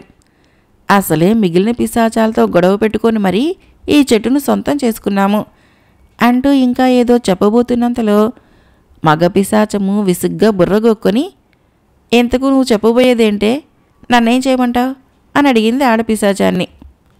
అయ్యో రాత, ఆ మాత్రం తెలియదటయ్యా, అది కూడా నేనే చెప్పాలన్నమాట. అయితే విను, వీడెవడో ఇక్కడే గుట్టుకు మనకముందే తెల్లవారేలోగా వీడిని మోసుకుని పోయి ఎక్కడైనా దూరంగా పారేసి వద్దాము అని చెప్పింది ఆడపిశాచం. భలే బ్రహ్మాండమైన ఆలోచన వచ్చింది అంటూ ఆడపిశాచాన్ని మెచ్చుకోలుగా చూస్తూ చప్పట్లు చరిచింది మగపిశాచం. నీ బోడి పొగడ్తలు ఎవడికి కావాలి గాని ముందు పని కాని పద అంటూ రివ్వున గాల్లో ఎగురుతూ సుఖాంగో శరీరం కేసిపోయింది ఆడపిశాచం. దాన్ని అనుసరించింది మగపిశాచం. పిశాచాలు రెండు సుఖాంగో శరీరాన్ని భుజాల మీద మోసుకుంటూ గాల్లోకి ఎగిరి ప్రయాణం చేయసాగాయి. ఆ విధంగా పిశాచాలు రెండు సుఖాంగో శరీరాన్ని మోసుకుంటూ చాలా దూరం ప్రయాణించాయి. అంతలో వేకువజామున కావచ్చింది. ఆ సమయంలో సుఖాంగో శరీరాన్ని మోస్తున్న పిశాచాలు రెండు జపాన్ దేశానికి ఉత్తరంగా గల మిజాకి లోయ పైన ఎగురుతూ ప్రయాణం చేస్తున్నాయి. వేకువజాము కావస్తున్నట్లు గ్రహించిన ఆడపిశాచము, అయ్యయ్యో తెల్లవారే వేళయింది, వీణ్ణి మోసింది చాలు గాని క్రింద కనిపించే లోయలో పారేసిపోదాము అంటూ చెప్పింది ఆడపిశాచం. ఆ తర్వాత ఆ రెండు పిశాచాలు కలిసి సుఖాంగో శరీరాన్ని మిజాకి లోయల్లోకి విసిరేసి వాటి స్థావరం కేసి ఎగురుతూ పోయాయి. అలా విసిరివేయబడిన సుఖాంగో లోయలోని ఒక చిన్న నీటి గుంటలో పడ్డాడు. బాగా తెల్లవారేసరికి స్పృహ తెలిసి కళ్ళు తెరిచి చూశాడు సుఖాంగో. తాను అక్కడికి ఎలా వచ్చాడో అర్థం కాలేదు. తలంతా విపరీతమైన నొప్పితో బాధ పెడుతూ ఉంది. పిశాచాలు విసరగా అతడు సరాసరి నీటి గుంటలో వచ్చి పడటం వలన శరీరం మీద పెద్దగా గాయాలేమీ కాలేదు. అదే ఏ బండరాయి మీదో పడి ఉన్నట్లయితే అతడి శరీరము తునాతునకలై ఉండిపోయేదే. ఓపిక కూడగట్టుకొని లేచి నీటి గుంటపైకి వచ్చాడు. ప్రాణము కడబట్టిపోతున్నంతగా బాధ పెడుతోంది శరీరమంతా. ఎంత ఆలోచించినా తను లినీ సుందరితో సహా సత్రంగదిలో పడుకొని నిద్రపోవటం తప్ప మిగిలిన విషయమేమీ అతని ఊహకు అందటం లేదు. లినీ సుందరి ఏమైంది? టోమీ ఎక్కడ ఉన్నాడు? తానెలా ఇక్కడికి వచ్చాడు? ఒక్క విషయానికి కూడా సమాధానం తోచలేదు అతనికి. కాసేపు నీటి గుంట ఒడ్డున కూర్చొని ఏదో జ్ఞాపకం రావటంతో తన వ్రేలిన ఉన్న మంత్రపు ఉంగరం కేసి చూసుకున్నాడు. కానీ అతని వేలికి ఉండవలసిన మంత్రపు ఉంగరం లేదు. దుస్తుల మాటున వెతికాడు. వింత సూక్ష్మ బాణం మాత్రము పెట్టిన చోటు పెట్టినట్లుగా భద్రంగానే ఉంది. కాసేపు విశ్రాంతిగా కూర్చున్న తర్వాత నెమ్మదిగా లేచి అడుగులు భారంగా వేసుకుంటూ ఆ లోయలో కొంత దూరం నడిచి ఇక నడిచే ఓపిక లేక ఒక బండరాతి మీద కూర్చుండిపోయాడు. దాహంతో నాలుక పిడచకట్టుకు పోతూ ఉండగా నీటి కోసం చుట్టూ చూశాడు. అతడు కూర్చున్న చోటికి కొంత దూరంలో కొన్ని బండరాళ్ల మధ్య ఎవరో ఏర్పాటు చేసినట్లు ఒక నీటి గుంట కనిపించింది. ఆ గుంటను సమీపించి చూసేసరికి ఆ గుంటలోని నీరు చాలా స్వచ్ఛంగా ఉన్నట్లు కనపడింది. చేతిని ఆ నీటిలో ముంచి నుదుటి మీద గడ్డగట్టిన రక్తాన్ని తుడుచుకున్నాడు. ఆ నీటి స్పర్శ తగిలిన మరుక్షణంలో అతని తలపై తగిలిన బలమైన గాయాలు మంత్రించినట్లుగా అదృశ్యమయ్యి శరీరంలో కొత్త శక్తి ఏదో చోటు చేసుకున్నట్లు అనిపించింది. నూతన ఉత్సాహం పుట్టుకు వచ్చింది. ఆశ్చర్యచకితుడైతూ ఆ గుంటలో నీటిని కడుపు నిండా తాగాడు. ఆ నీరు మధుర పానీయాల రుచిని తలదన్నేటంతగా మధురంగా ఉంది. సంబరమాశ్చర్యాలతో వెనుదిరిగిన సుఖాంగో తన ఎదురుగా మందహాసం చేస్తూ ఒక నడి వయస్కుడు నిలబడి ఉండటం చూసి మరింతగా ఆశ్చర్యపోయాడు. ఆ నడి వయస్కుడి ముఖంలో ఒక విధమైన వింత తేజస్సు కొట్టవచ్చినట్లు కనిపిస్తోంది. అక్కడక్కడ తెల్లబడిన తెల్లటి గడ్డము, విశాలమైన ఫాలభాగము, నెత్తిన ముడివేసి కట్టబడి ఉన్న శిరోజాలు, మొల చుట్టూ ధరించిన లేడీ చర్మము, మెడలో పూసలదండ చూడగానే ఎవరో మహానుభావుడనిపించింది. పూజ్యభావం కలిగించేలా ఉన్నాడతను. సుకాంగ్ ఆ నడివయస్కుడికి వినయంగా చేతులు జోడించి, స్వామి, తమరెవరు? ఇదే ప్రాంతము. దురదృష్టవశాత్తు నేను ఎలాగో ఇక్కడికి వచ్చి పడ్డాను. ఇన్నిటినీ మించి ఇప్పుడు నన్ను అమితంగా ఆశ్చర్యపరుస్తున్నదేమిటంటే, ఈ నీటి గుంటలోని జలం యొక్క స్పర్శ తగలగానే నా తలపైన గాయాలు విచిత్రంగా మాయమయ్యాయి. ఏమిటి జలమహత్యము అని తనకున్న సందేహాలని ఆయన ముందు వెలిబుచ్చాడు. అదృష్టవంతుడివి నాయనా, అందుకే సరియైన చోటికి సరియైన వేళకు చేరుకున్నావు. నీ గాయాలను మాయం చేసి నీకు నూతనోత్సాహాన్ని ఇచ్చిన ఆ నీరు జీవజలం. అనేక సంవత్సరాల నా కృషి ఫలితము. మానవ సేవ చేయదలచి కొన్ని సంవత్సరాలుగా అహోరాత్రులు శ్రమించి అనేక రకాల మూలికా సంయోగాలతో ఈ జీవజలాన్ని సృష్టించాను. ఈ జలం స్పర్శ తగిలితే చాలు, ఎటువంటి గాయాలైనా వ్యాధులైనా క్షణంలో మాయమైపోతాయి అంటూ చెప్పాడు ఆ నడివయస్కుడు. స్వామి, ఇంతటి మహత్తరమైన ఔషధ జలాన్ని సృష్టించిన మీరు మహానుభావులు తప్ప సామాన్యులు కారు. దిక్కుతోచక తిరుగుతూ ఉన్న నాకు మీరే త్రోవ చూపించాలి. నా మిత్రుడు భార్య ఉన్న చోటుకు చేర్చాలి అని వినయంగా వేడుకున్నాడు సుకాంగ్. నా కుటీరానికి వెళదాం రా నాయనా, అక్కడ అన్ని విషయాలు వివరంగా చెబుదువు గాని అంటూ సుకాంగోని తన వెంట ఆ లోయలో ఉన్న తన కుటీరానికి తీసుకుని పోయాడు ఆ నడివయస్కుడు. అక్కడ తన వృత్తాంతాన్నంతా మొట్టమొదటి నుంచి తెలియచేశాడు. సుకాంగో చెప్పిన అతని వృత్తాంతం వింటూనే అతను జపాన్ రాజదంపతుల కుమారుడని తెలిసి పరమానందభరితుడైతూ శూన్యంలోకి చూసి చేతులు చాపి, గురుదేవా, దైవ సంకల్పం ఎప్పుడు ఎలా ఉంటుందో తెలుసుకోవటం మన తరం కాదు అని మీరు చెప్పిన మాటలు అక్షరాల ఈ క్షణాన యథార్థమైంది అంటూ తనలో తానే మాట్లాడుకుంటున్న అతనికేసి వింతగా చూడసాగాడు సుకాంగ్. అతడి సంశయాల్ని గ్రహించిన అతను సుకాంగోకేసి చిరునవ్వు ముఖంతో చూస్తూ, నాయనా సుకాంగో, నీ సందేహాలకి సమాధానం చెబుతాను విను. నేను షేజు యతీంద్రుడి ప్రియ శిష్యుణ్ణి. నా పేరు జొనోవో. ఆయన ప్రసాదించిన దివ్య సంతాన ఫలం వలనే నీవు జపాన్ రాజదంపతులకు కుమారుడిగా జన్మించావు. అయితే దివ్యఫలం యొక్క వికృత రూపాన్ని చూసి నీ తల్లి అసహించుకొని చేజార్చిన ఫలితంగా ఆ దోషం నీకు తగిలి యవ్వనవంతుడువు కాగానే వికృత రూపుడు అయ్యావు. మా గురుదేవులైన షేజు యతీంద్రులు బ్రతికి ఉన్నంతకాలము నీకు అంటిన దోషాన్ని తొలగించటానికి ఆ దివ్యఫలం ప్రసాదించిన దేవతనే వేడుకునేవారు. కానీ ఆయన జీవితకాలంలో ఆ దేవతను ప్రసన్నం చేసుకోలేకపోయారు. ఆయన పరలోక ప్రాప్తి పొందుతూ ఎలాగైనా రాజదంపతుల కుమారుడికి వికృత రూపం పోగొట్టమని నాతో చెప్పి మరణించారు. ఆయన ఆదేశానుసారంగా నేను నియమనిష్టలతో ఆ దేవతను ఉపాసించి ప్రసన్నం చేసుకొని నీకు అంటిన దోషాన్ని తొలగించే దివ్య సౌందర్య గుళికను సాధించాను అంటూ చేతిని గాల్లోకి చాపి కళ్ళు మూసుకొని ఏదో మంత్రం జపించాడు. మరు క్షణంలో బంగారు రంగులో ఉన్న ఒక గుళిక ఆయన చేతిలో ప్రత్యక్షమైంది. నాయనా సుకాంగో, ఈ సౌందర్య గుళికను నేనే స్వయంగా వచ్చి మీ తండ్రి గారికి అందజేద్దామనుకున్నాను. కానీ విధివశాన నువ్వే ఇక్కడికి రాగలిగావు. నా చేతుల మీదుగానే నీకు అంటిన దోషాన్ని తొలగిస్తాను. ఈ క్షణం నుంచి నువ్వు గొప్ప సౌందర్యవంతుడివైతావు. అందచందాలలో నీకు సాటి రాగలవారు ఈ ప్రపంచంలోనే ఎవ్వరూ ఉండరు అంటూ తన చేతిలోని గుళికను సుకాంగో చేతికి అందించాడు జొనోవో యతీంద్రుడు. జొనోవో యతీంద్రుని మాటలు వింటూనే పరమానందభరితుడైతూ యతీంద్రుడు ఇచ్చిన సౌందర్య గుళికను అందుకొని యతీంద్రుని పాదాలకు నమస్కరించి గుళికను కళ్ళకు అద్దుకొని మింగాడు సుకాంగో. మరు క్షణంలో అతని రూపము విచిత్రంగా మారిపోయింది.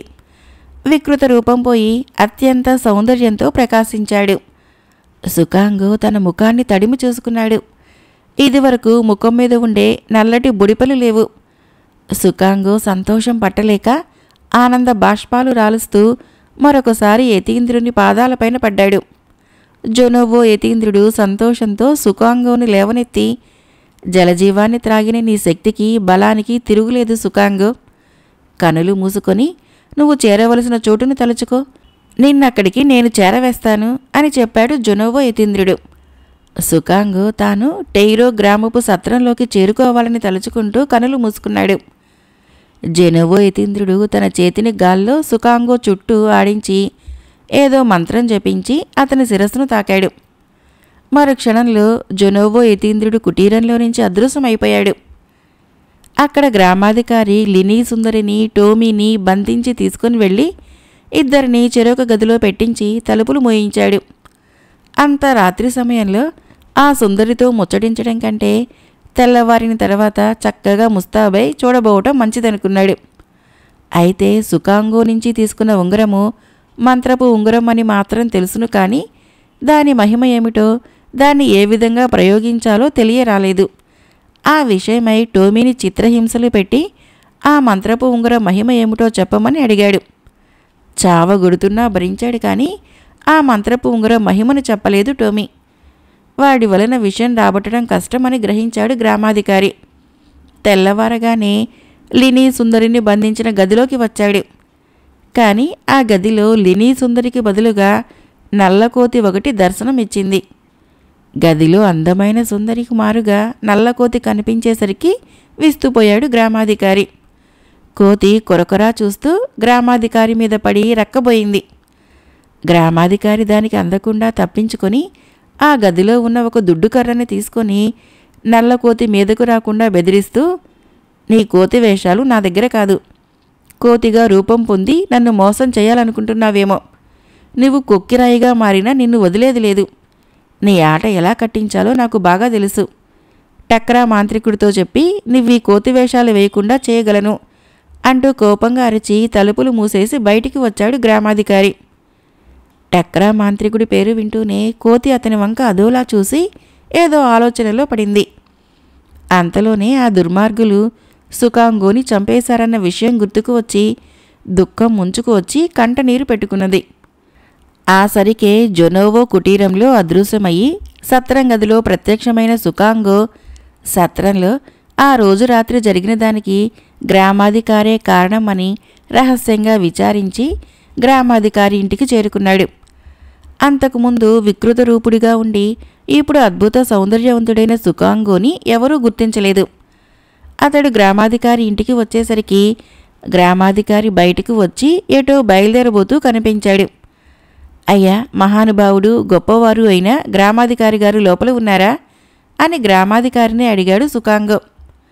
ఎవడో ముక్కు ముఖం తెలియనివాడు తనని అలా పొగిడేసరికి గ్రామాధికారి పొంగిపోయి, నువ్వంటున్న గొప్పవాణ్ణి మహానుభావుణ్ణి నేనే.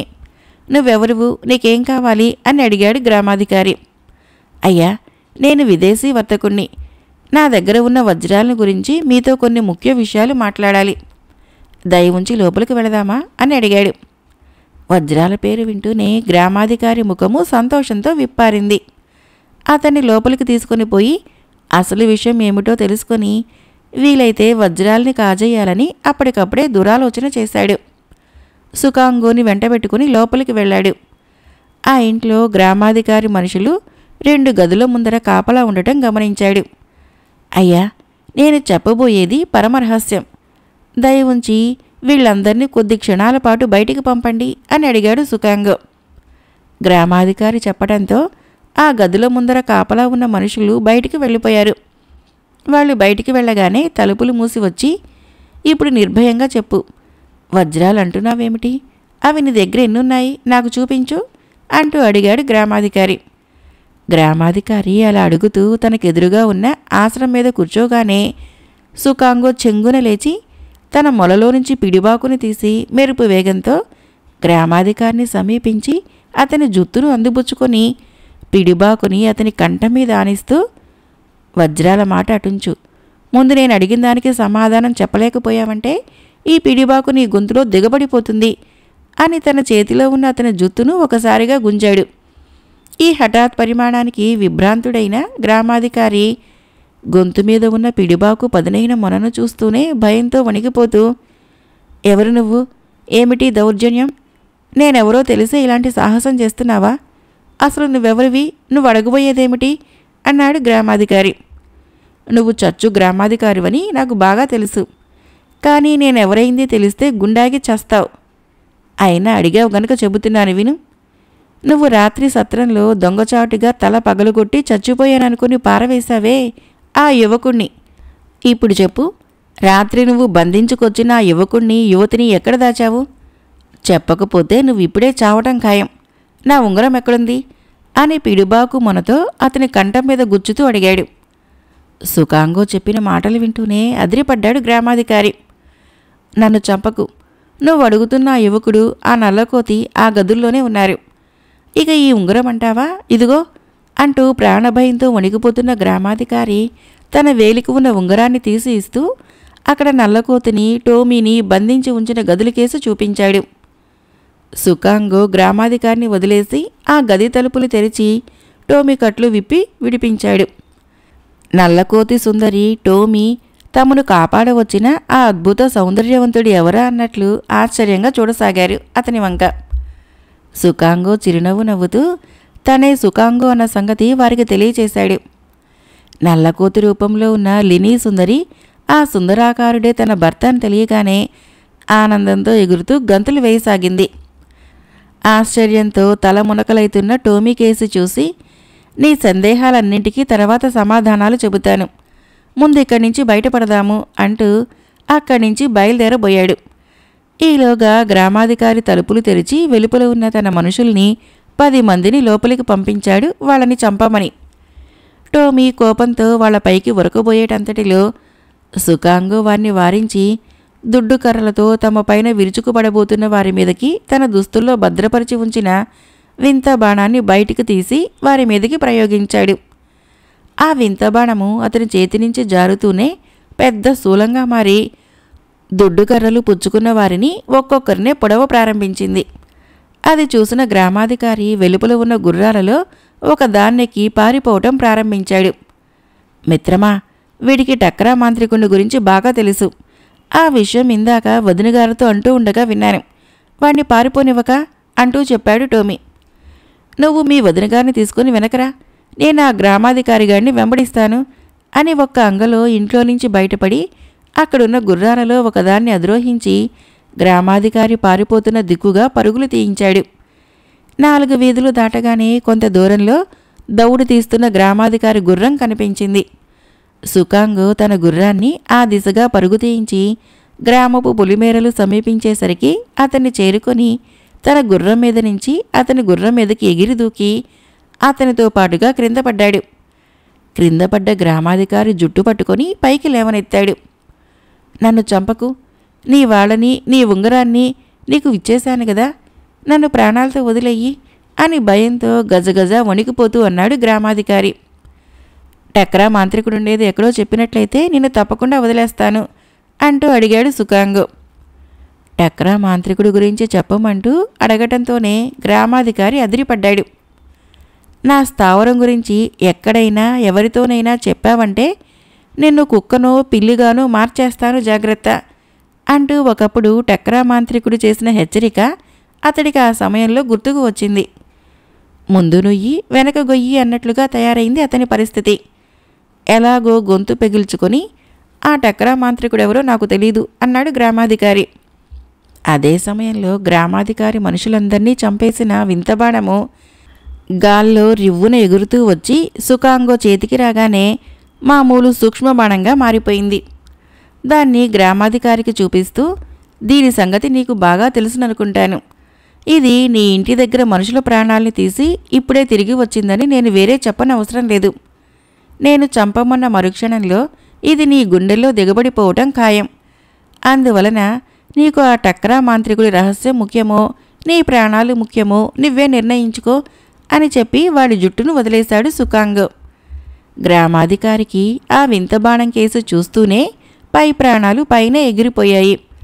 ఆలస్యం చేసినట్లయితే సుఖాంగో తన మీద ఆ వింత బాణాన్ని ప్రయోగించక మానడని గ్రహించి, ఆ టక్రా మాంత్రికుడు ఉండేది కుషరో కొండల్లో. వాడి అనుచరుడొకడు కియోటో గ్రామంలో దక్షిణపు వీధిలో ఉంటున్నాడు. వాడి పేరు క్రూజీ. నేను టక్రా మాంత్రికుడిని కలుసుకోవాలనుకున్నప్పుడు ఈ క్రూజీని కలుసుకుంటాను. వాడే నన్ను ఆ కొండల్లోకి తీసుకొని వెళ్ళి అక్కడ నా కళ్ళకు గంతలు కట్టి మళ్ళీ టక్రా మాంత్రికుడు ఎదుటపడ్డ తర్వాత కళ్ళగంతలు విప్పుతాడు. నువ్వు వాణ్ణి విచారిస్తే టక్రా మాంత్రికుడి స్థావరం గురించి విపులంగా తెలుసుకోవచ్చు అంటూ గడగడా చెప్పేశాడు గ్రామాధికారి. సుకాంగో దగ్గర ఉన్న వింత బాణం కేసు భయంగా చూడసాగాడు. వాడు అనుచరుడికి కియోటో గ్రామంలో ఏం పని, వాడిక్కడ ఎందుకుంటున్నాడు అని అడిగాడు సుకాంగో. టక్రా మాంత్రికుడు రకరకాల ఉపాసనలు చేస్తుంటాడు. అతనికి ఒకప్పుడు అందమైన యువతులు, మరొకప్పుడు పసిపిల్లలు, సాహసవంతులైన యువకులు అవసరమైతూ ఉంటారు. వాడి అనుచరుడు కియోటో గ్రామంలో ఉంటూ టక్రా మాంత్రికుడికి ఇవన్నీ సమకూరుస్తూ ఉంటాడు. ఆ అనుచరుడికి అనుచరుణ్ణి నేను కాబట్టి నేనప్పుడప్పుడు టక్రా మాంత్రికుడి కొండగుహకు వెళుతూ ఉండేవాణ్ణి క్రూజీతో పాటు. ఇంతకు మించిన వివరాలు నాకు తెలియవు అని చెప్పాడు గ్రామాధికారి. అంతలో ఒక అశ్వం మీద నల్లకోతిని కూర్చోబెట్టుకుని అక్కడికి వచ్చాడు టోమీ. ఆ నల్లకోతి గ్రామాధికారిని చూస్తూనే కోపంతో అతడి మీదకు ఉరకబోయింది. సుకాంగో చిరునవ్వుతో ఆ నల్లకోతిని వారించి, టోమీ, ఈ గ్రామాధికారి గాడికి ఏం శిక్ష వేయాలో నువ్వే ఆలోచించు అని చెప్పాడు. వీడిని చీల్చినా పాపం లేదు. నన్ను చితక పొడిపించాడు వెధవ. వీడికి శిక్ష ముందే ఆలోచించి ఉంచాను అంటూ తన వెంట తెచ్చిన పొడుగాటి త్రాటితో ఆ గ్రామాధికారి కాళ్ళు చేతులు కట్టి బిగించి అక్కడున్న ఒక చెట్టుకు తలక్రిందులుగా వ్రేలాడగట్టి క్రింద పెద్ద పెద్ద బండరాళ్లు పోసి గుట్టగా ఉంచాడు. ఒరే గ్రామాధికారి గాడిద, గింజుకొని కింద పడ్డావంటే తల ముక్కలు ముక్కలుగా పగిలిపోతుంది, జాగ్రత్త అని హెచ్చరించాడు టోమీ. చెట్టు కొమ్మకు తలక్రిందులుగా వ్రేలాడుతూ గింజుకుంటున్న గ్రామాధికారి టోమీ మాటలు వింటూనే క్రింద ఉన్న రాళ్ల గుట్టను చూసి గింజుకోవటం మానేశాడు. ఆ దృశ్యం చూసి సుకాంగు, నల్లకోతి పొట్ట చెక్కలయ్యేటట్లు పగలబడి నవ్వటం ప్రారంభించారు. ఆ తర్వాత సుకాంగు టోమీని ఉద్దేశించి, మనం చీకటి పడేలోగా కియోటో గ్రామం చేరుకోవాలి, పదండి అంటూ గుర్రం ఎక్కి నల్లకోతిని తన ముందర కూర్చోబెట్టుకున్నాడు. చెట్టుకు తలక్రిందులుగా వ్రేలాడుతున్న గ్రామాధికారిని అక్కడే వదిలేసి గుర్రాలను అధిరోహించి కియోటో గ్రామం వైపు దౌడు తీయించారు. మార్గం మధ్యంలో తాను సౌందర్యవంతుడిగా ఎలా మారింది అన్న విషయాన్ని వివరంగా చెప్పి నల్లకోతి టోమీల సందేహాన్ని తీర్చాడు సుకాంగో. కియోటో గ్రామపు పొలిమేర్ల దగ్గరికి వచ్చేసరికి చీకటి పడటంతో నల్లకోతి లినీ సుందరిగా మారిపోయింది. లినీ సుందరిని వెంటబెట్టుకుని గ్రామంలోకి వెళితే మళ్ళీ ఏవైనా అవాంతరాలు ఎదురవుతాయనే ఉద్దేశంతో టోమీని, లినీ సుందరిని ఆ పొలిమేరల్లోని ఒక చెట్టు క్రింద విశ్రాంతి తీసుకోమని తాను గ్రామంలోకి పోయి క్రూజీని కలుసుకొని ఎలాగైనా వాడి ద్వారా టక్రా మాంత్రికుడి రహస్యం రాబట్టి తిరిగి వస్తానని అశ్వం మీద బయలుదేరి వెళ్ళాడు సుకాంగో. సుకాంగో కియోటో గ్రామంలోకి ప్రవేశించి ఆ గ్రామానికి దక్షిణపు వీధిలో ఉన్న క్రూజీ ఇంటికి వెళ్ళాడు. క్రూజీ ఇంటి ముందు గుర్రాన్ని నిలబెట్టి తలుపు తట్టేందుకని గుమ్మాన్ని సమీపించపోయాడు. అదే సమయంలో, దుర్మార్గుడా, పాపిష్టివాడా, నన్ను వదిలిపెట్టరా, నీ చిప్పు ముఖానికి సరసాలు కావాల్సొచ్చాయట్రా, అయ్యో ఈ చుప్పు ముఖం వాడి బారి నుంచి నేను రక్షించేవారే లేరా అన్న ఒక స్త్రీ కంఠము లోపల నుంచి వినిపించింది సుకాంగోకి. హహహ, టక్రా మాంత్రికుడు అనుచరుణ్ణి ఎదిరించేవాడు ఇంతవరకు ఈ కియోటో గ్రామంలోనే అడుగుపెట్టలేదు. మర్యాదగా నా మాట విను, లేదంటే టక్రా మాంత్రికుడికి అప్పగించేస్తాను నిన్ను అంటూ బెదిరిస్తూ ఒక యువతిని బలాత్కరించబోతున్నాడు క్రూజీ. అదే సమయంలో క్రూజీ ఇంటి తలుపుల్ని ఒక్క తన్నుతో పడగొట్టి ఎగిరి ఇంట్లోకి దూకాడు సుకాంగో. బళ్ళున శబ్దం చేస్తూ తలుపులు విరిగిపడటము, అదే సమయంలో ఒక యువకుడు తన ఇంట్లోకి చొరబడటంతో క్రూజీ క్షణకాలం విస్తుపోయి చూస్తూ ఉండిపోయాడు. క్రూజీ సన్నగా, పొడుగ్గా, గాలివాటుకు ఎగిరిపోయేటంత బలహీనంగా ఉన్నాడు. ఆ యువతి ఎవరో అంటున్నట్లుగా వాడివి గుంటకళ్ళు, గద్దముక్కు, చిప్పమొహమును. తేరుకున్న క్రూజీ కోపోద్రేకంతో ఊగిపోతూ, ఎవడ్రా నువ్వు?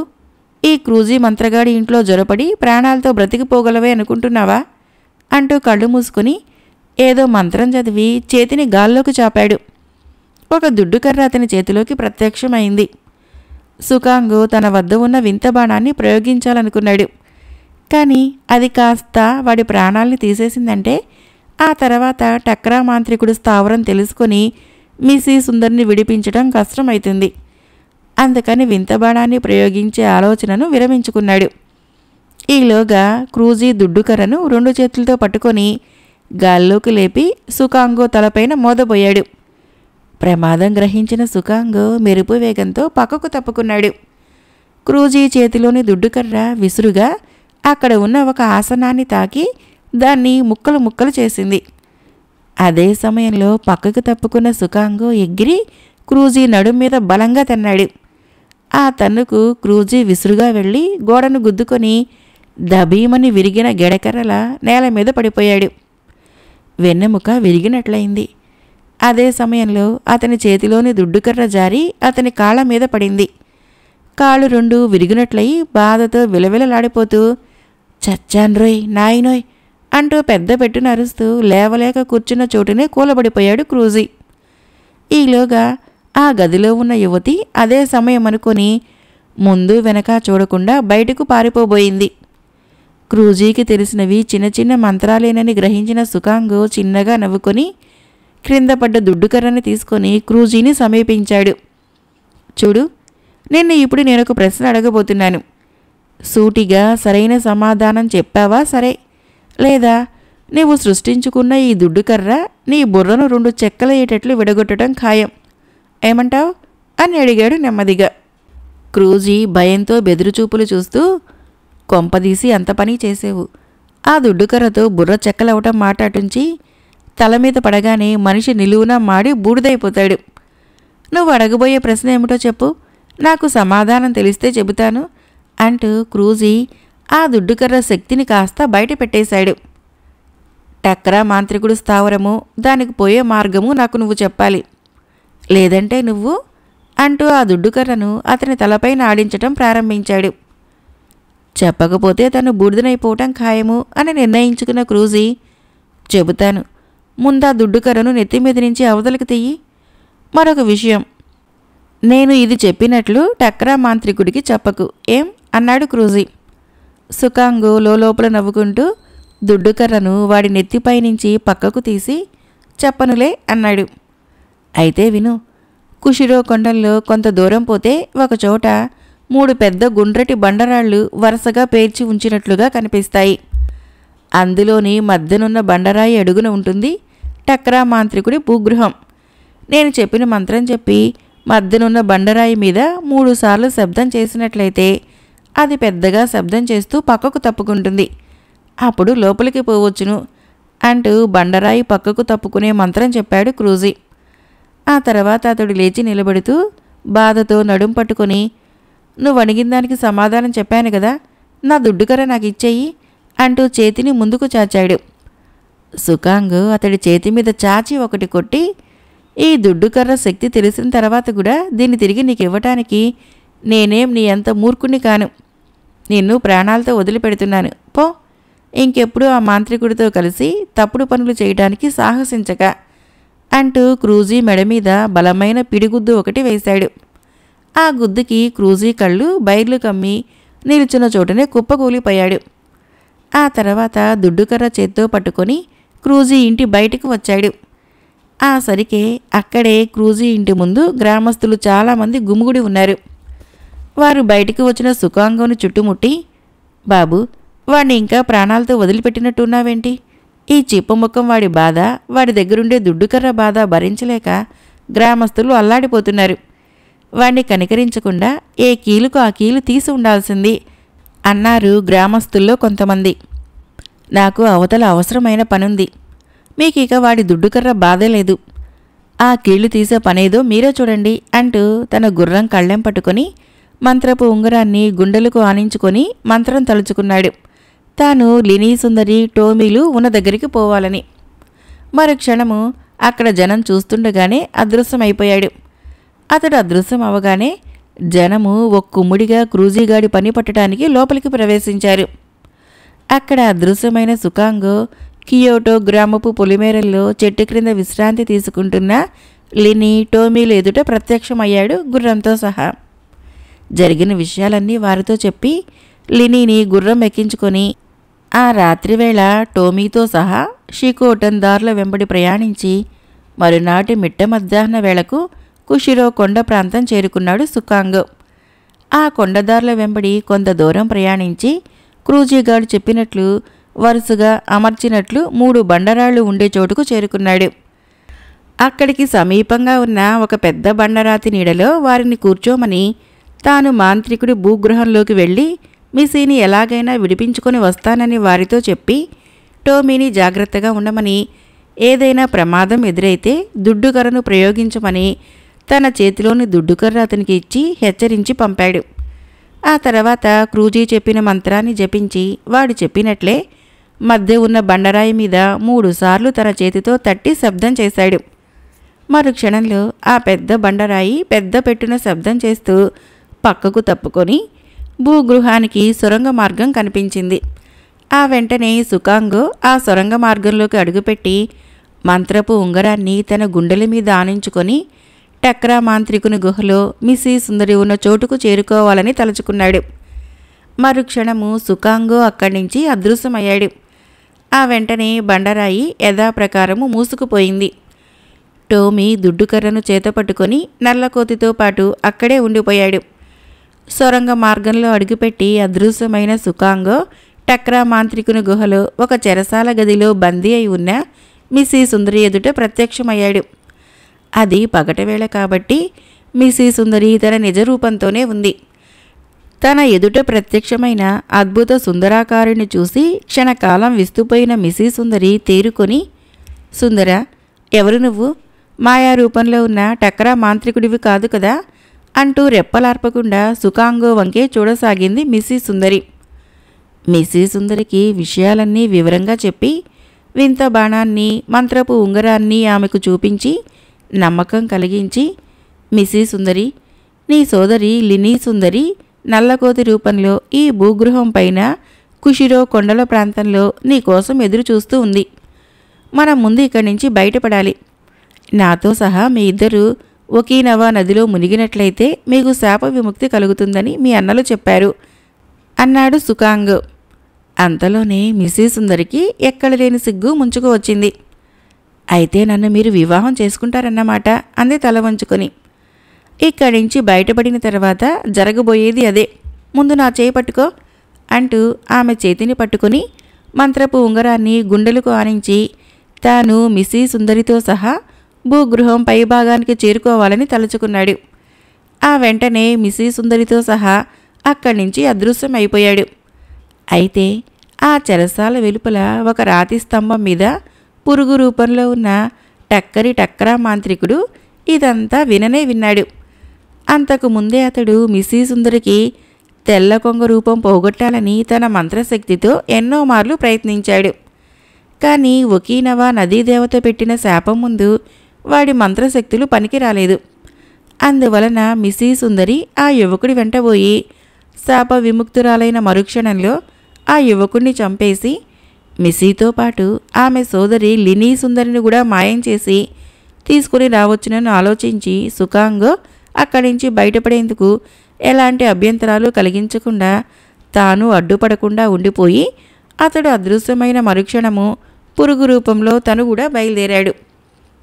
తను మిసీ సుందరిని విడిపించేందుకు వెళ్లే సమయంలో టక్రా మాంత్రికుడు లేకపోయినందుకు, ఏ అవాంతరాలు లేకుండా తన కార్యం నెరవేరినందుకు సంతోషపడుతూ భూగృహం పైన 3 బండరాళ్లు ఉన్న కుషిరో కొండ దగ్గరకు ప్రత్యక్షమయ్యారు సుకాంగో మిసీలు. తన సోదరి నల్లకోతి రూపంలో ఉన్న లినీని చూడగానే దుఃఖం ముంచుకొని వచ్చింది. ఒకరినొకరు కౌగలించుకొని సంతోషంతో ఆనంద బాష్పాలు రాల్చారు. సుకాంగు చిరునవ్వు నవ్వుతూ తన చేతిన ఉన్న మంత్రపు ఉంగరాన్ని తీసి మిసీ సుందరి వేలికి తగిలించి, సుందరి, నీ సోదరి లినీతో పాటు నిన్ను కూడా నా భార్యగా స్వీకరిస్తున్నాను అన్నాడు సుకాంగ్. అతడలా ఉంగరాన్ని మిసీ వ్రేలికి తగిలించగానే నల్లకోతి రూపంలో ఉన్న లినీ సుందరి నెత్తి నోరు బాదుకుంటూ గంతులు వేయటం ప్రారంభించింది. ఆమె కంగారు చూడగానే చప్పున స్ఫురణకు వచ్చింది. ఆ ఉంగరానికి శాపగ్రస్తురాలైన తమ చెల్లెళ్ల స్పర్శ తగలనీయవద్దంటూ దేవదూత కుమారులు చెప్పిన మాట. అయినా సుకాంగో గాబరా పడకుండా, మరేం పర్వాలేదు లినీ, ఇక ఈ ఉంగరంతో మనకు అంతగా పని ఉండదు. అయినా ఈ ఉంగరం శక్తిని నమ్ముకొని నేను ఈ పనికి పూనుకోలేదు అంటూ లినీ సుందరికి నచ్చజెప్పి ముందు మిసీని వెనకమాల లినీని కూర్చోబెట్టుకుని తన అశ్వాన్ని అధిరోహించి అక్కడి నుంచి బయలుదేరాడు. అంతకుముందే టోమీని మిస్సీ సుందరికి పరిచయం చేశాడు సుకాంగ్. అతడు కూడా దుడ్డుకర్రను భుజాన వేసుకుని గుర్రాన్ని అధిరోహించి వారి వెంట బయలుదేరాడు. అలా వారు ఆ కొండదారుల వెంట చాలా దూరం ప్రయాణించి ఒకనాటి ఉదయపు వేళకు ఒకీనవా నది యువతలి తీరానికి చేరుకున్నారు. అక్కడ తన నిజరూపంలో ఉన్న మిస్సీ తన తండ్రిని తలుచుకొని అతడు తనకి ఇచ్చిన పగటిపూట నిజరూపం పొందే వరాన్ని ఉపసంహరించుకొని తెల్ల కొంగగా మారిపోయింది.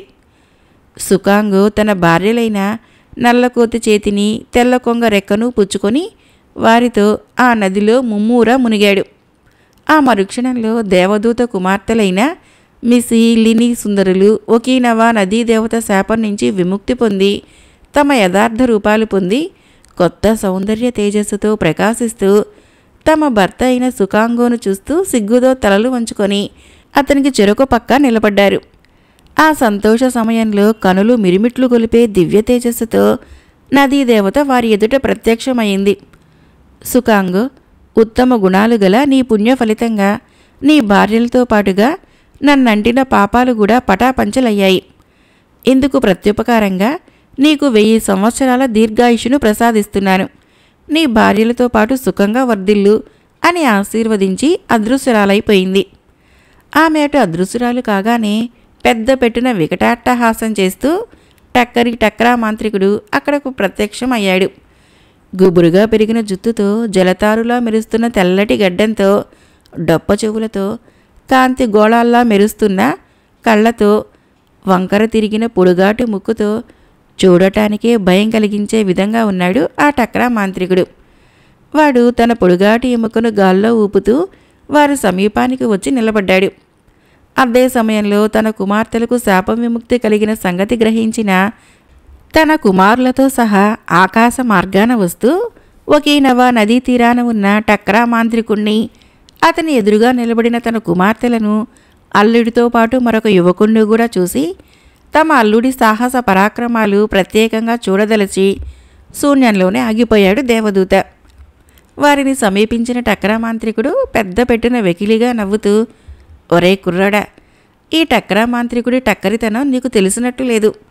నువ్వు వీళ్ళ శాపాలు వదిలిస్తావని తెలిసే నా భూగృహంలో ప్రవేశించినా నీకు అడ్డు పెట్టకుండా వదిలేశాను. నిన్ను వెన్నంటే వచ్చాను. పాపం చాలా శ్రమపడి వీళ్ళ శాపాలు వదిలించినట్లున్నావు. కానీ ఏం లాభము? ఈ సుందరీమణుల్ని నేను స్వంతం చేసుకోబోతున్నాను. ఇక నీ పని ఖాళీ. హ అంటూ ఆ ప్రదేశం దద్దరిల్లేటట్లు మరొకసారి పెద్ద పెట్టున వికటాట్టహాసం చేశాడు టక్రా మాంత్రికుడు. ఒరే ముసలి టక్రా మాంత్రికుడా, కిక్కురు మనకుండా వచ్చిన దాన్నే పో. నీ టక్కరితనం నా దగ్గర పనిచేయదు. నువ్వు నీ భూగృహంలో అడ్డుపడకపోవటంతో ఇలాంటి వెధవ మోసం ఏదో చేయబోతున్నావని ముందుగానే ఊహించాను. నీకు చావు ముంచుకు వచ్చే శ్రమపడి ఇంత దూరం వచ్చావనుకుంటాను అంటూ హూంకరించాడు సుకాంగో. సుకాంగో మాటలకి కోపోద్రేకంతో చిందులు తొక్కుతూ, నన్నేనట్రా అరే ఉరే అని అంటున్నది కుర్రకుంక? చూడు, నీ కళ్ళ ఎదుటే ఈ సుందరులను చిలుకలుగా మార్చి తీసుకుని పోతాను. నువ్వెలా అడ్డుపడతావో చూస్తాను అంటూ చేతిలోని ఎముక ముక్కను గాల్లోకి ఎత్తాడు. భయకంపితులైతూ మిస్సీ, లినీలు సుకాంగోని చెరొక పక్కన గాఢంగా కౌగలించుకొని కళ్ళు మూసుకున్నారు. అదే సమయంలో శూన్యంలో నుంచి తన కుమారులతో క్రిందకు దిగుతున్న దృశ్యం చూస్తున్న దేవదూత మాంత్రికుడు మంత్రశక్తి పనిచేయకుండా ఎదురు మంత్రం వేశాడు. అందువలన టక్రా మాంత్రికుడు తన చేతిలోని ఎముకను ఎన్ని మార్లు గాలిలో ఆడించినా, మంత్రాలు జపించినా మిస్సీ, లినీలు చిలుకలుగా మారలేదు. మంత్రశక్తి తెలిసిన మిస్సీ సుందరితో సహా లినీ, సుకాంగో, టోమీలకు కూడా వాడి మంత్రాలు ఎందుకు పనిచేయటం లేదో అర్థం కాలేదు. టక్రా మాంత్రికుడు కూడా తన మంత్రం ఎందుకు ఫలించడం లేదో అర్థం కాక పిచ్చి కోపంతో చిందులు తొక్కుతూ అరవసాగాడు. ఒరే టక్రా, నీ మంత్రాలు ఎంతటివో తెలుసు కూడా ఇంకా ఇక్కడే నిలబడి అలా గాడిదరుపులు అరిచే బదులు కాళ్ళకు బుద్ధి చెప్పరాదు అంటూ వేళాకోళం చేస్తూ నవ్వాడు సుకాంగో. సుకాంగో నవ్వటంతో మరింత రెచ్చిపోయిన టక్రా మాంత్రికుడు కళ్ళు మూసుకొని చేతులు రెండు వలయాకారంగా తిప్పుతూ పెద్ద గొంతుతో మరో మంత్రమేదో జపించాడు. ఆ మరుక్షణంలో భీకరాకారుడైన గ్రద్దముఖం గల రాక్షసుడొకడు అక్కడ ప్రత్యక్షమయ్యాడు. తన అల్లుడి పరాక్రమం చూసే ఉద్దేశంతో ఈసారి దేవదూత తన మంత్రాలేవీ ప్రయోగించలేదు. ఆ గ్రద్దరాక్షసుడు వాడిగా ఉన్న తన ముక్కుతో పొడవాలని, తన కత్తుల్లాంటి గోళ్లతో సుకాంగో దేహాన్ని చీల్చాలని గాల్లోకి లేచి ఎగురుతూ సుకాంగో చుట్టూ తిరగసాగాడు. సుకాంగో వాడికి చిక్కకుండా నేల మీదనే పల్టీలు కొడుతూ తప్పించుకోసాగాడు. అదే సమయంలో టోమీ తన చేతిలో ఉన్న దుడ్డుకర్రను సుకాంగో వైపు విసిరాడు.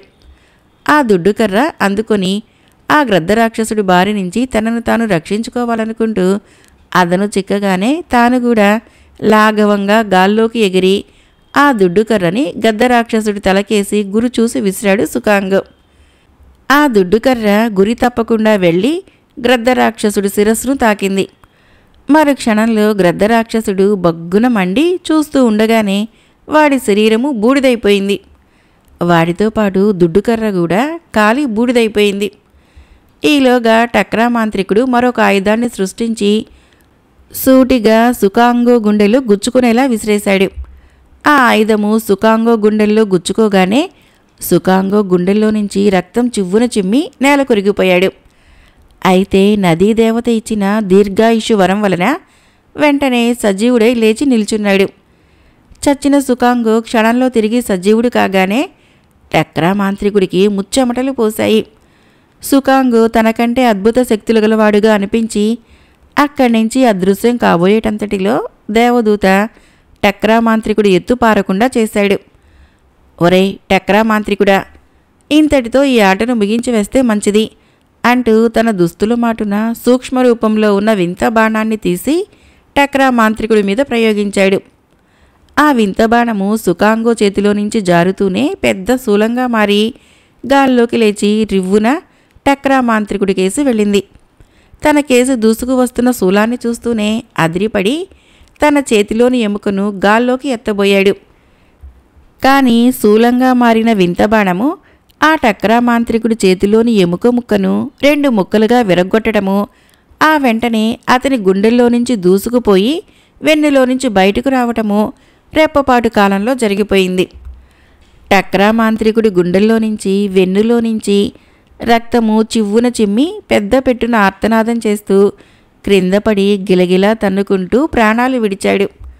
మరు క్షణంలో వింత బాణము సూక్ష్మ రూపాన్ని పొంది సుకాంగో చేతిలోకి తిరిగి వచ్చింది. అదే సమయంలో తన కుమారులతో సహా వారి ముందు ప్రత్యక్షమయ్యాడు దేవదూత.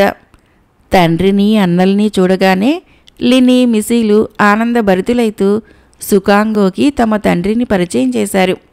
సుకాంగో టోమీలు దేవదూతకు నమస్కరించారు. దేవదూత తమ కుమార్తెలను పరీక్షించదలచి, అమ్మ, శాప విముక్తి కోసము మీరు ఇతన్ని వివాహం చేసుకోవలసి వచ్చింది. అంత మాత్రాన జీవితాంతము అతనితో కలిసి కాపురం చేయనవసరం లేదు. మీకు అభ్యంతరం లేకపోతే మన లోకానికి పోదాం రండి అంటూ వారిని పిలిచాడు దేవత. ఆ మాటలకి మిస్సీలినీలు ఒకరి ముఖాలొకరు చూసుకొని సుకాంగో చేతులు పట్టుకొని అతని కేసి ప్రేమగా చూస్తూ, మా కోసం పడరాని పాట్లు పడిన ఈ వీరుణ్ణి వదిలి మేము వస్తామని ఎలా అనుకుంటున్నారు?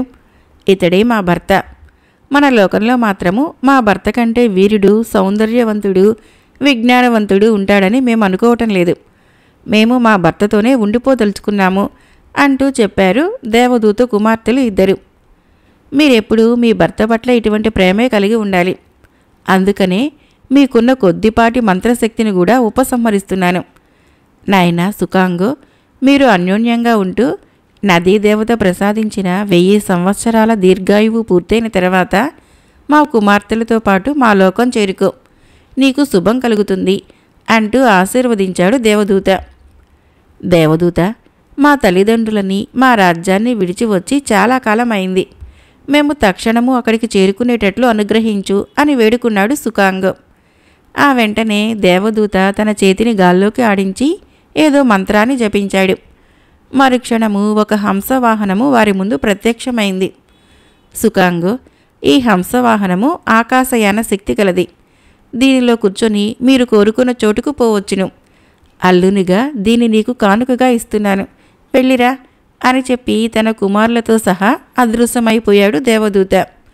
ఆ తర్వాత సుకాంగో తన భార్యలిద్దరితోనూ టోమీతో సహా ఆ హంసవాహనంలో కూర్చొని జపాన్ రాజధాని అంతఃపురం చేరుకోవాలని కోరుకున్నాడు. మరుక్షణంలో ఆ హంసవాహనము విమానంలా గాల్లోకి లేచి మేఘమండలంలోకి శరవేగంతో జపాన్ రాజధానికేసి ప్రయాణిస్తూ కొద్దిసేపట్లోనే వారిని జపాన్ రాజాంతఃపురానికి చేర్చింది. అపురూప సౌందర్యవంతుడిగా తిరిగి వచ్చిన సుకాంగోని చూసి రాజదంపతులు ఎంతగానో సంతోషించారు. జరిగిన విషయాలన్నీ తెలుసుకొని ఆ దేవదూత కుమార్తెలతో తమ జపాన్ దేశ ఆచారం ప్రకారము వైభవోపేతంగా కుమారుని వివాహం జరిపించాడు జపాన్ రాజు షింగాయాన్. దేశం అంతటా ప్రజలు వేడుకలు జరుపుకున్నారు. టోమీకి కూడా తగిన కన్యను చూసి వివాహం జరిపించి తనతో పాటే అతన్ని కూడా రాజాంతఃపురంలోనే ఉంచుకున్నాడు.